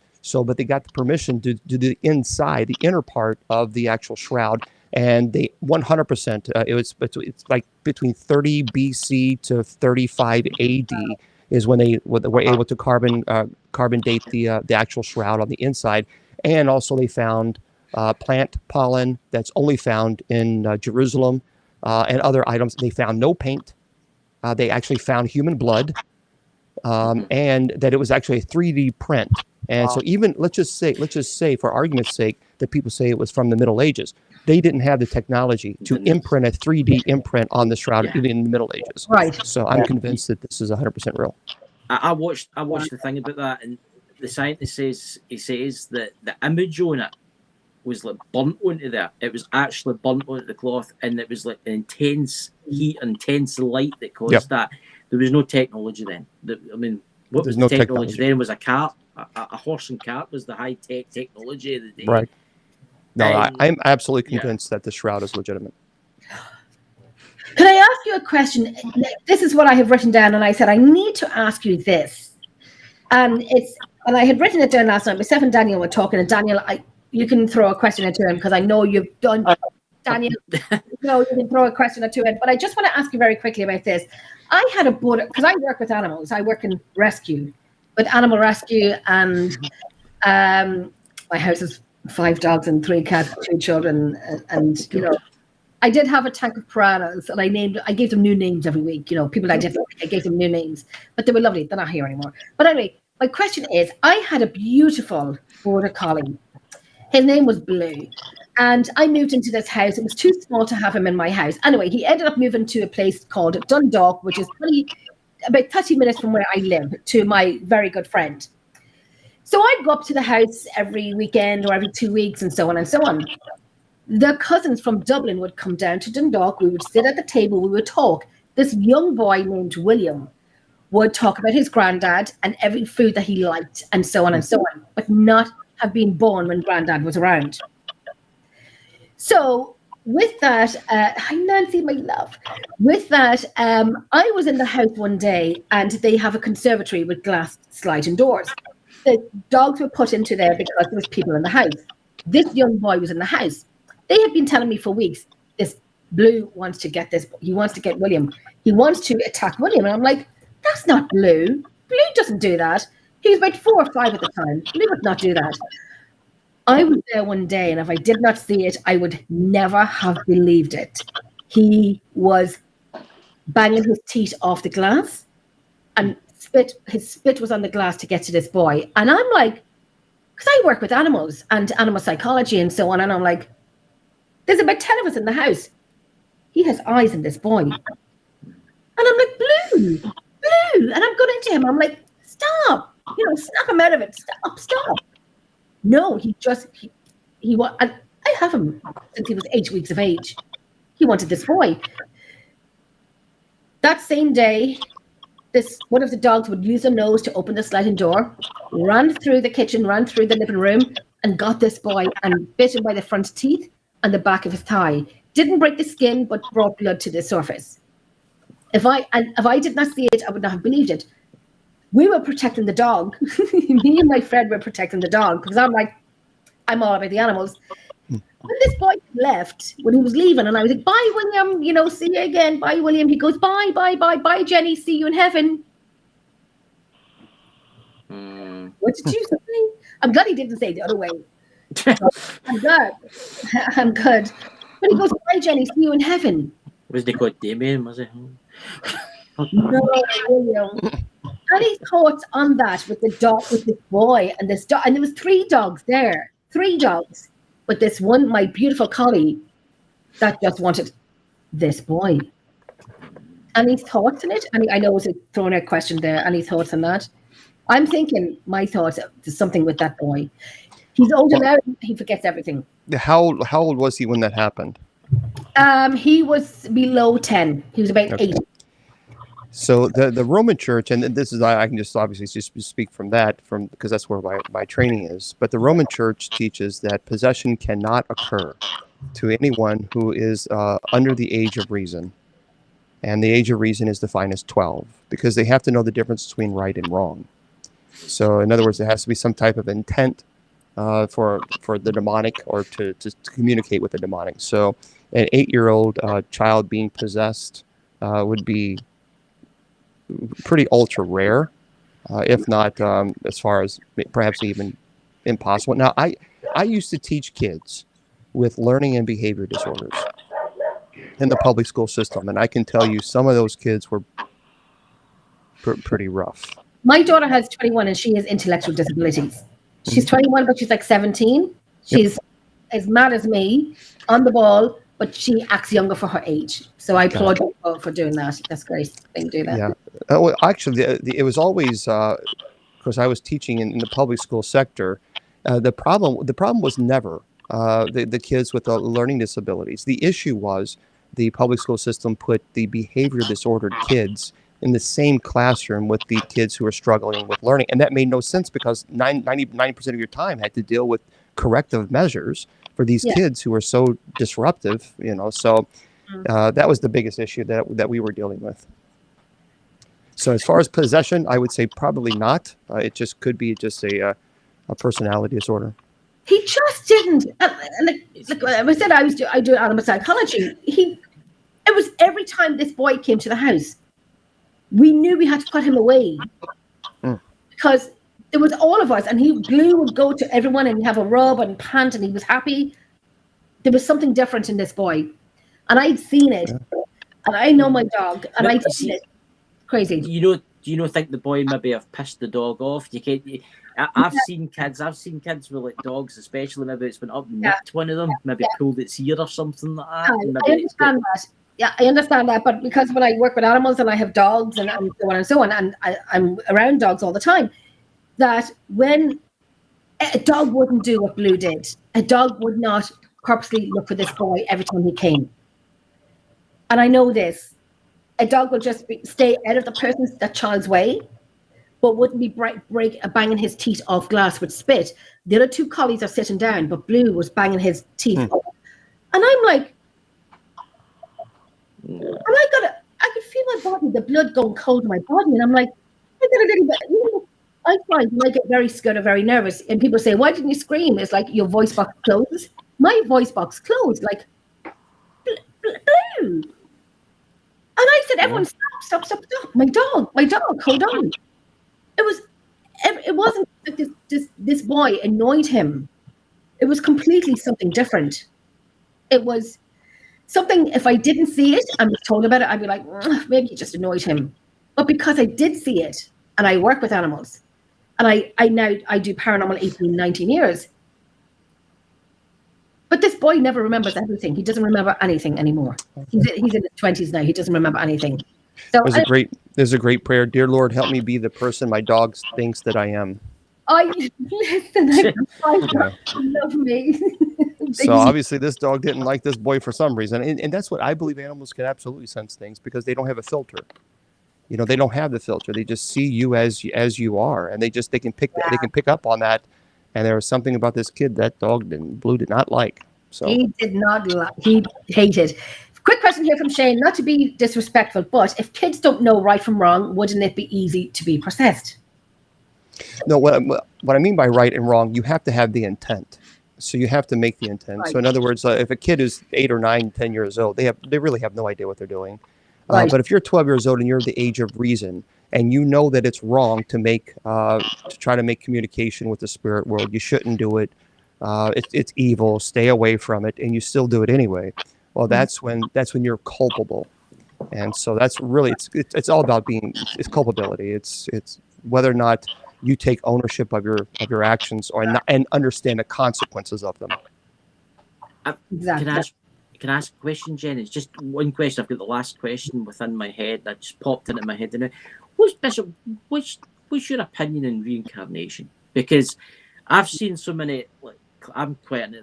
I find it very interesting because there's been so many things happen. Like, for instance, in the United States, there was a little boy. He was like 4 or 5 years old, and he knew everything about, like, what are they called? Corsairs planes that used to fly in the war with the Japanese.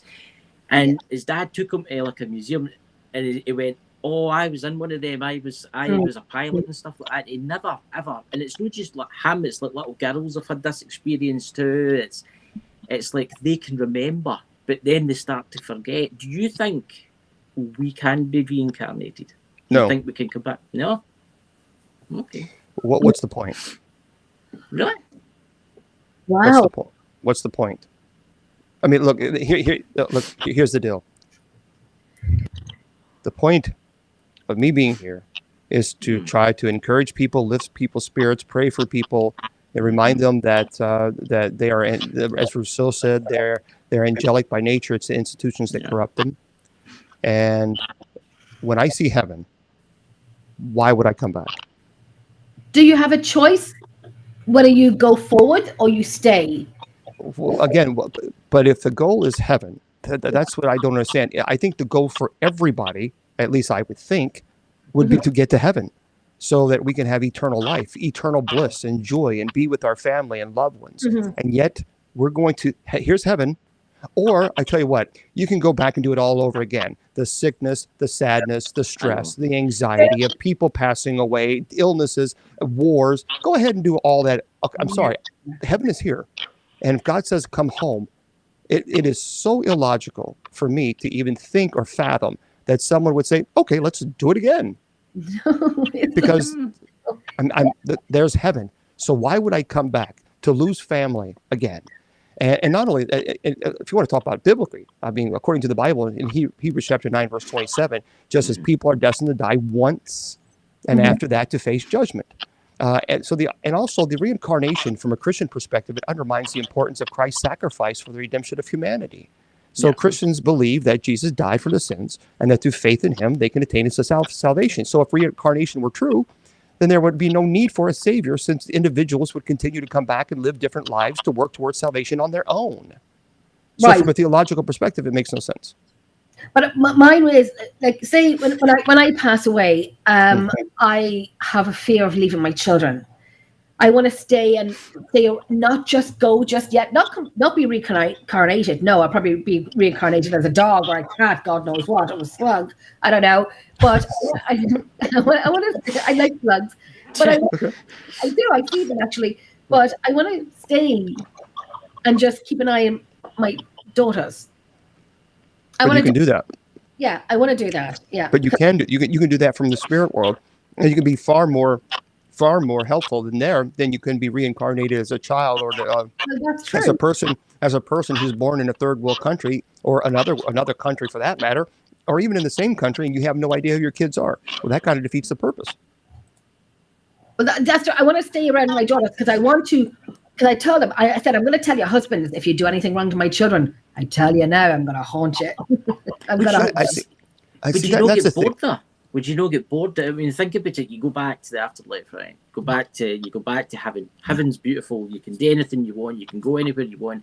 Anywhere in the universe, you can do absolutely anything. After so many trillions of years, you're going to be a little bit bored, aren't you? No. because time and space no longer exist in heaven. So a trillion years to us may seem like for an eternity. A trillion years in heaven is a blink of an eye. So heaven exists outside of time and space. It no longer exists. It's irrelevant. Time and space. In fact, we are, of course, we're constrained by time and space because we can only be in one place at one time, and we have a time that we created. So the fact of the matter is, heaven exists outside of time and space. So from a spiritual perspective, I think that you could be far more helpful to your children from the spiritual perspective by giving them signs, letting them know you're here, whatever it is that they're looking for, if it's a butterfly or whatever it is that your signal is, or your smell, a favorite perfume. You could be far more helpful in the spirit world than you can be reincarnated into a family, and you don't even know who your kids are in the first place. Well, that I love that you said that, because I do have a song with my youngest daughter, and that's between her and I, because it's a song we sing to her when she was younger in French. Now, my older one, I have to think of one that would annoy her. That would annoy her. Because fair enough. Poor sister, when my sister passed away of November a year ago, and she said to me, Jenny, how do I speak to my children? But you know what I should do. And I said, Yvonne, you will know how to do it more before I will know how to do it. I have no idea, but if you give me something, I will let them know. I will have a recorder on, because as an investigator, I'm audio, always audio. I love audio. I will record you. I will ask you questions, and only questions that you will know to answer off. But that's the only way I can do it. And then my mom, when she passed away in March, just a year ago, May, a year ago, it was very surreal to see her calling me her dad, but I'm not her dad. And it's very crazy to see, because it's a family of 11. So, it's an Irish family, right? To see my mom do what she did to what I see videos on people talking to, by looking in the sky, calling her sisters. And she had 13 sisters. Yeah. We're a big family. And I said, Mom, it's okay, Mom. You can see, where's Nancy and where's Philomena, and so on and so on. And then she called me Dad. And the night before she died, and I went up to her, she's actively dying. And I went up and I said, Mommy, it's me. And me and my mother had a love-hate relationship. She was a hard woman, but she always loved me because I kept going, hey, Mommy, and I kept singing and dancing. And I was the joker of the family. And she'd always tell me to F off and whatnot. I annoyed her. But she meant it with love. She meant it with love. And, F off, but I love you. We knew that language. We knew that I was the joke of the family. If you don't want to say it, tell me, I'll say it. And I remember, and she said she couldn't talk, her voice box. She was actively dying, and so on and so on. But I could make it what she said. The last 3 words she said to me was, "I love you." And we had a hard relationship. We had a pretty tough relationship. I'm feisty, she's feisty. We butt headed many years, and I would tell her the truth that she didn't like, and she didn't like it, and we butt heads. And she managed to say that to me, and I was very angry with her. But to even see, like, we were in the room with her, and the lights were turned down and dimmed, and we're all sitting around her bed, and her hands are up, and then she does something. All you can hear me is going, because I thought, oh my God, what's happening? I couldn't deal with it. I couldn't. It was tough. I say she's annoyed with me now for what I did with her ashes, but okay. I say she's annoyed with me because she was cremated, so I say she's annoyed with me what I did with what I asked. But I'm sure she's looking down and laughing at me because I have her ashes somewhere, but I put them somewhere else. You've lost your mother's ashes. You washed your mother's ashes? No, lost. I think. Oh, you lost them. Oh. I don't think so. I'm sure she gets the funny side of it. I'm sure she understands my reasons, and I'm sure she's gets the funny side of it. I hope she still has a sense of humor. And she goes, "Oh, Jenny." Does Daniel have any questions? Because I know you're sitting there like, all excited. You're like, Sorry, I'm nothing waffling. Daniel, jump in. Don't listen for us. Daniel, I know you have to, No, I was actually listening to the I was you have to talk over it. You have to talk over it. Bishop Lana, bringing it back to I suppose your own cases. When working on a case, what was the worst case of demonic possession you've seen, or what was the worst case where you've seen the person so affected by the demonic, how like the worst that you've ever seen someone affected by them? Well, the one that scared me was the first one. Yeah. Because I wasn't prepared for that. Yeah. What happened, but Yeah. the one that took a really emotional toll on me was a violent incubus case. And she was 68 years old, and she had been suffering it with this for 3 years. And her doctor and her family actually contacted me, and the doctor said, we cannot explain why this is happening, and there's something else going on that we can't fix. And the doctor was a believer in this, and so I worked with her for 3 years, and I couldn't get this to go away. She described them as bed walkers, three 10-pound bed walkers, and they would grab her. Obviously she'd be assaulted, but we're the only team in the world that actually has an incubus on video. I mean, you can clearly see it. She was very small. The bed sheets rise about 4 feet above her feet and then fall, and rise about 4 feet and fall. Wow. But I worked with her 3 years, and I couldn't make it go away. And I grew to love the family, and I grew to her. She was like a grandma. She was just a sweetheart of a woman. And that was the case that I was thinking about quitting, because I couldn't make it stop.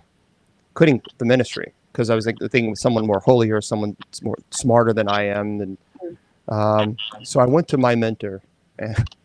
One of my mentors. He was an old Catholic. He wasn't old Catholic. He was Roman Catholic, but he was an old Benedictine.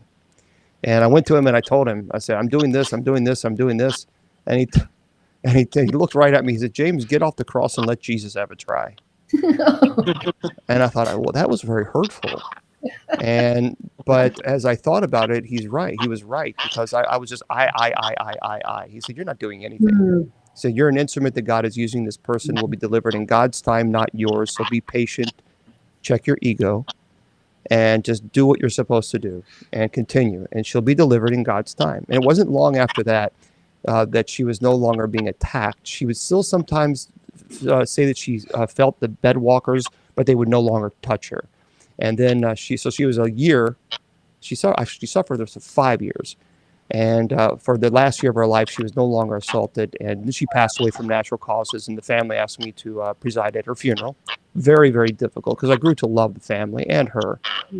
And I even had her daughter on the show that I did, and she was talking about what her mom went through. So that was a very, very violent, incredibly violent case. Wow.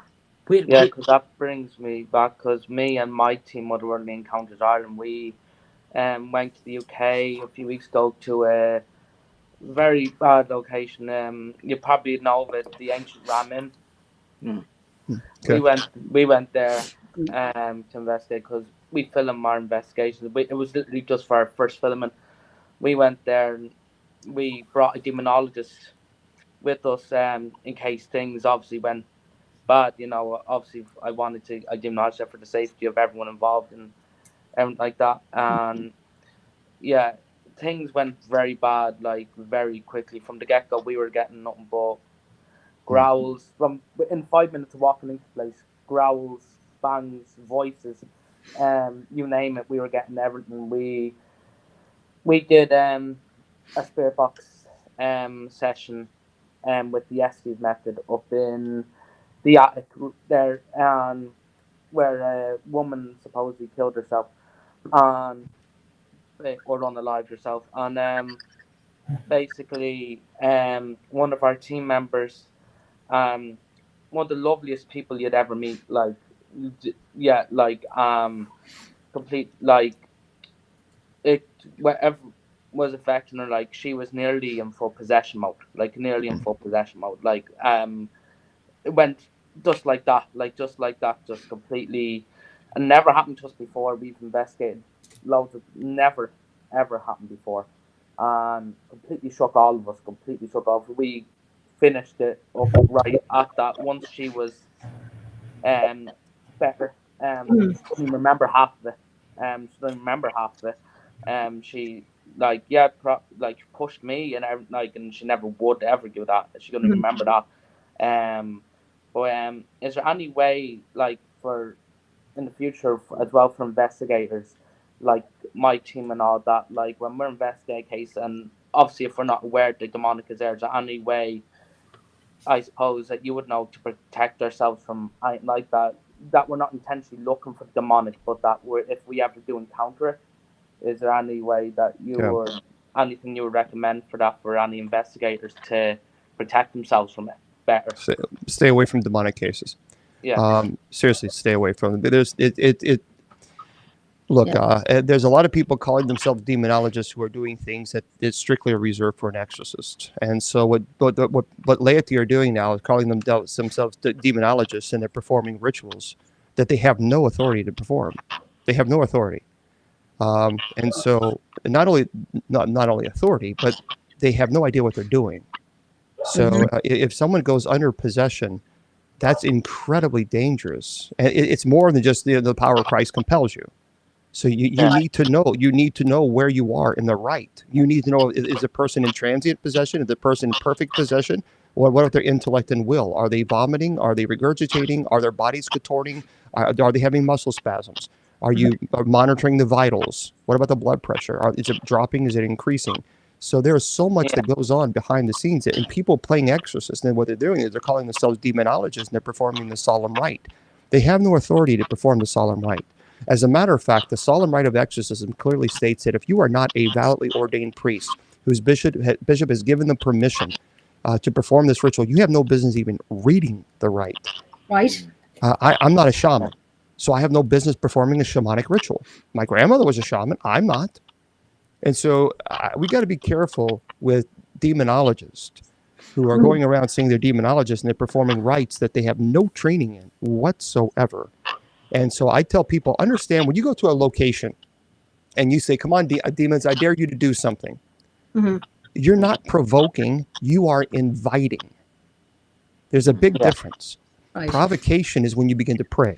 You know, they say, Michael the Archangel, defend us in battle, be our protection against the malice and snares of the devil. You pray the prayer, or the Our Father in Aramaic, or the Hail Mary, or whatever it might be. You are provoking. That is provocation. But when you go to a place and you say, I dare you to do something, you have not provoked, you have invited. And so I tell people, my advice is to stay away from places that are known to have demonic activity. Right. Because if you do not, you're putting yourself, by the fact that you are already there on location, that is a form of invitation. And then people say, well, I surround myself with white light. Demons don't care about your white light. The fact is you're there, and your presence alone is an invitation to communicate with them. That's all they need. As First Peter says, don't give the devil a chance to work on you. And so a lot of investigators are doing this. Well, that's it. They go, sorry, very quickly. They go in and thinking like, right, I'm going to provoke. I'm like, wait, I have said this for ages. What are you provoking? I'm like, you have no idea who they are, what you're provoking. Disrespectful of the location, the owners, and so on and so on. I'm going to throw this question out, not question. When I was in a location up in the north of Ireland before, I was new on a team. I was told to say, Jenny, you're provoking. I did. We had left that tunnels, came back to it at the very end of the night. We were walking in with a group of people. I, and only I, was hit with the smell of sulfur. I could taste it. It burnt my nostrils. I could taste it. No one else got it. I got it. And I said, that one of the girls, and I said, oh, I've never smelled anything in my life like it. So we ended up going in for like 5 minutes, and then we were leaving because we had public with us. And I said, I don't know why we're leaving if they know we're here and we know they're here. When we're leaving, it was like the Matrix had run through me. My eyes closed, my head went back slowly. I couldn't hear. Just seconds after I said that, and then my head came back up again. And I'm like, it's just as if something came face to face or ran through me or warned me. Now, I got that a few months ago again in another location, 10 years later, when I said I never wanted to smell that sulfur.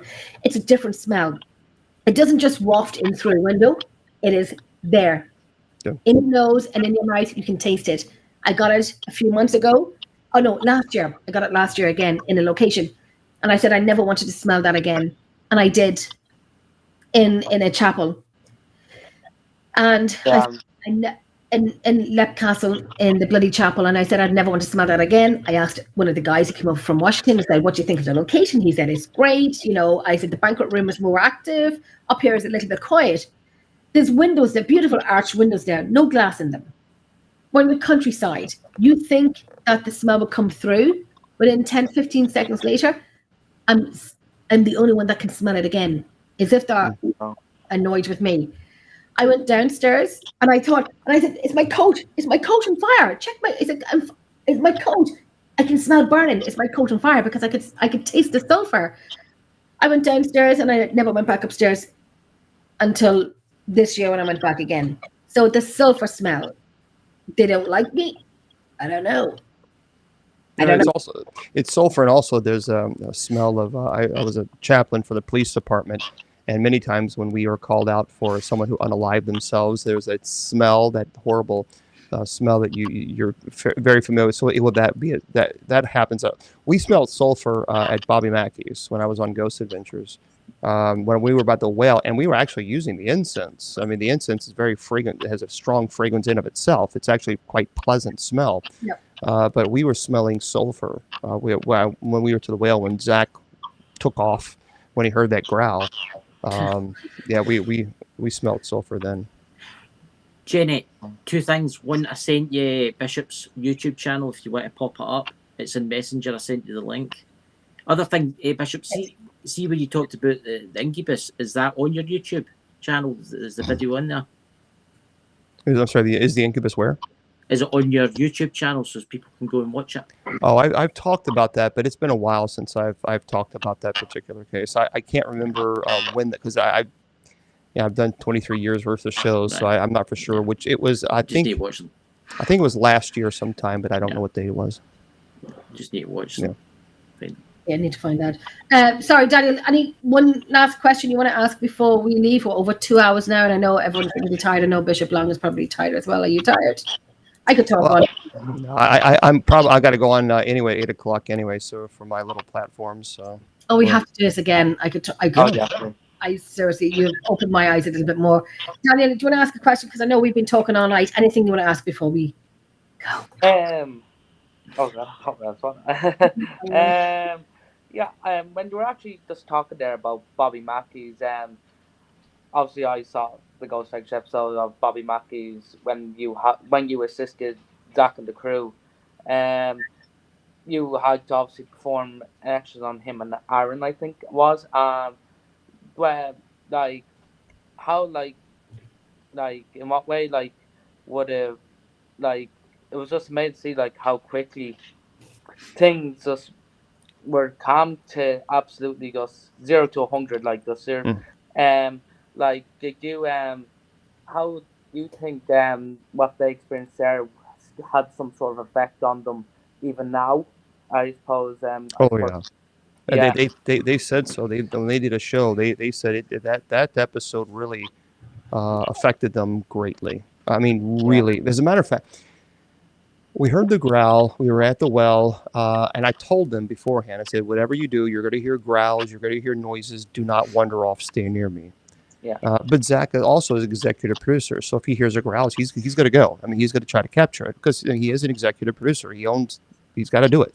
Yeah. So we were there, and he immediately went to the back, and he came back, and his eyes were just dilated. There was something I knew at that moment. It's like, oh dear God. And so I went back to this room, and then I saw Aaron. And now Aaron is one of those people that he's a sweetheart of a person, wouldn't hurt a fly. Yeah. But he had this camera. This was before they had a film crew and all that other stuff. It was just them. no sound people, just and he kept looking over, like having the camera, and then looking at me like this, and he gave me this look like he wanted to hurt me. I mean, this was the most vicious, angry, hateful look. So he did this like 3 or 4 times. So as I went out, he just kind of hit my shoulder. He just bumped it pretty hard, and I knew that that there were some problems there too. So yeah, it was pretty quick. Wow. Do you think that might, like, especially obviously what Aaron's going through right now? Do you think like the cases they've been working as that had some sort of effect on what's going on in his life right now? Oh no ifs, ands, or buts about it. I told him many years ago. I said, you're when the lights go off and the cameras go out, you're going to need my phone number, and he did. And he contacted me, and Nick or Zach talked briefly about having some activity in his homes. He talked about that on camera, but I'm not going to go into details as far as whether I went there or not, or that for privacy. But he had some pretty serious activity in his home, pretty serious. That's what I say when we do an investigation. Don't be Billy Big Balls. Don't be stupid. Respect it. I learned that from my investigations about 18 years ago. I learned it. When I was told to provoke, and I provoked, I liked it too much. And a woman against, provoking against in tunnels, and I liked it. I was taught my lesson, and that's when I say to people, I'm doing it a very long time to respect, but know the dangers, know the signs, leave what I have to leave, but we make friends, if that makes sense. We make friends along the way of locations we've been doing for many, many, many years. And that's a good part of it. The part we don't know about it, respect it. Don't be an arse. Don't be an arse. Don't be saying, well, you're dead and I'm alive and blah, blah, blah, blah, blah. Don't say this stuff.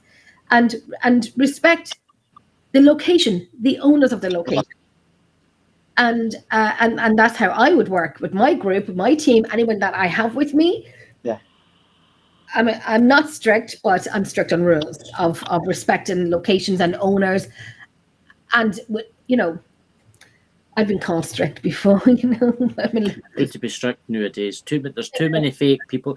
I'm going to say this now. There is too many fake people. There's too many people going to locations, and the first thing they do is they burst in through the door and they start pissing off every single entity in that house. They start shouting. They start screaming. Some of the entities there will just be chilled out ghosts. They'll just be sitting there. Spirits just sitting there. But then there might come a case where they burst in through the door and there might be a demon sitting in the corner. And they start saying, I provoke you. I dare you to come and get me. I dare you. And then they have problems. It's like someone come into my home and I'm thinking, okay, the bleep bleep, you will, the bleep bleep. I normally mute myself, but I'm not. I haven't muted this is probably the first show I've never muted myself on. But I think Bishop Lamb, when I have things to say, I mute myself because my words are not kind of friendly. So I've never muted myself. This is the first show I have not muted myself. No, it's a miracle. Yay, it's all good. I did it good. I genuinely could talk all night, but I know everyone. That's actually very true. Jenny can talk all night. I could. I'm sorry, I could. Listen, I really could. Bishop Long, I would love to have you on again, and I will make the platform better that we can all go on TikTok and StreamYard, and not this platform again. I will be changing from this platform again. So apologies for not being able to getting it out to TikTok. I will be breaking up links of this show and putting it onto TikTok, and I will tag you in them as well. Okay, sounds great. I will definitely do all of that, and I will be changing it. Would you come back on again? Yeah, sure. Yeah. Because we have questions and questions, and you've opened up my eyes a little bit now. You've opened up my eyes a little more. The things that you said tonight that kind of I liked. So I'm happy with that. And I'm not going to say the word calm because people say Jenny and calm don't go in the same sentence. That'd be great. I can see Chris and Daniel laughing when I say Jenny and calm in the same sentence. I'm very passionate. Was it on live? Was it? TikTok was online live. Was it? Because when I clicked on you, it didn't come up. That's weird, that. Were we live in TikTok, Shane? And that's why I Interesting. want to watch it so I can answer any of their questions as well. It may have popped up. Shane, were we live on TikTok? Oh, Daniel, what did you do? It was, we're live on TikTok. Oh, I did not know. I thought we were not. I'm sorry to people who are watching on TikTok now that I didn't see it. You're probably in the iPad beside me, but I couldn't open it up and see you. But thank you for watching. It's weird because it's no live on my TikTok account. Oh my gosh. Okay. Well, I'm glad. Listen, I'm glad it went live. I'm glad it went live on TikTok. I'm happy with that. So thank you, Shane. Thank you for letting us know it was live on TikTok. So there you go. We were live on TikTok. Sorry, anyone who watching TikTok, and we couldn't give a question. We couldn't answer your questions because it's kind of new here. But sorry, guys. We will have Bishop Long on with us again. But I want to say to Daniel, my first time co-host. Thank you for being here. Thank you for being. Hello. I'm saying hi to the person behind you in the background. Oh, that's my granddad. Yeah. Hi, Granddad. Hi, I'm Hello. His camera shot. Oh, that's okay. What was this? It was probably 1 hour because of the puzzle piece after 1 hour. Oh, okay. I'll have to figure that out. They do that. I do TikTok lives all the time, and you have to do a mad thing. See if it goes. I don't know if you've probably had this problem, Bishop. I do TikTok lives too, and you've got to either do the jigsaw after about an hour, or you have to pick on the musical instruments or something. Oh, I put it up for 2 hours. I'm over the 2 hours. Doesn't matter. Yeah. Christopher, my darling, thank you for no problem being here tonight again, and a big thank you to Bishop Long. It is an honor and a pleasure to have spoken to you tonight. You've opened my eyes more. Good. You've opened my eyes a lot more, and I'm delighted. And I know other people will be like, Jennifer's going to go calm now. Trust and believe, Jenny will not go calm. I'm still feisty, but I just was calm tonight because it was I was calmed down tonight. So I will be back on Nancy Jenny. I'll give you a wee video call now in a while, Nancy's from America, as we say. What should we say? At least it's Bishop, for Christ's sake. Anyway, so there is a fantastic. Let me look for the comment here. Hold on. Let me see. Oh gosh, I cannot find it. Hold on, give me 1 second. Sorry. It is. Oh, okay. Raw Side Paranormal. Great show as well that I've been on as well. They would love to have you on, Bishop Long. They have so many questions for you. So what you should do is to contact Bishop Long and take it up from there. And yourself and Bishop Long will have a wee chat there together.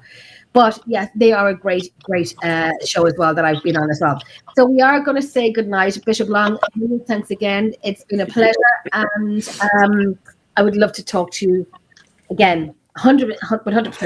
It was absolutely brilliant. And you're my first bishop on my show after 5 years. Well, there we go. You're my first bishop on my show after. You should do the collection. Collection. I've met Bishop Brian. Have you ever met Bishop Brian from Gross Adventures? He's quite an interesting fellow. No, I was on a show with Reverend Wishingham. I've met Bishop Brian. He's a nice guy. I know Bishop Long, you know him. Reverend Wishingham. Mm-hmm. Yeah, I was on his show before as well. He's a nice guy too. So what I'm going to do is I'm going to say everyone who watched. Bye, everybody. Oh, okay. Thank you, Raw Side. They sent you an email, so that's fantastic. If you do go on, I'll definitely be watching. But I want to say thank you, everyone who watched, liked, shared, comment with your questions as well. We appreciate it. Thank you so much. Thank you to Daniel and Chris for being on the show tonight. Thanks for having me. Listen, thank you. You must do it again with me, Daniel. You must do it again. I've got plenty. 100%. You'll regret saying that. There you go. New co-host for you. I can go back to working on my website. Stop it. Bishop Long, I appreciate you. Thank you so much for tonight. I have a lot of questions for you, and please don't block me on Facebook because I'm going to be getting you. I won't block you. It's all good. Thank you. I'm going to bring us all in the background. Just catch you later, Bishop. Thank Hope you. the outro will play, and we will be back on next week. Thank you and good night. Thank you. Night.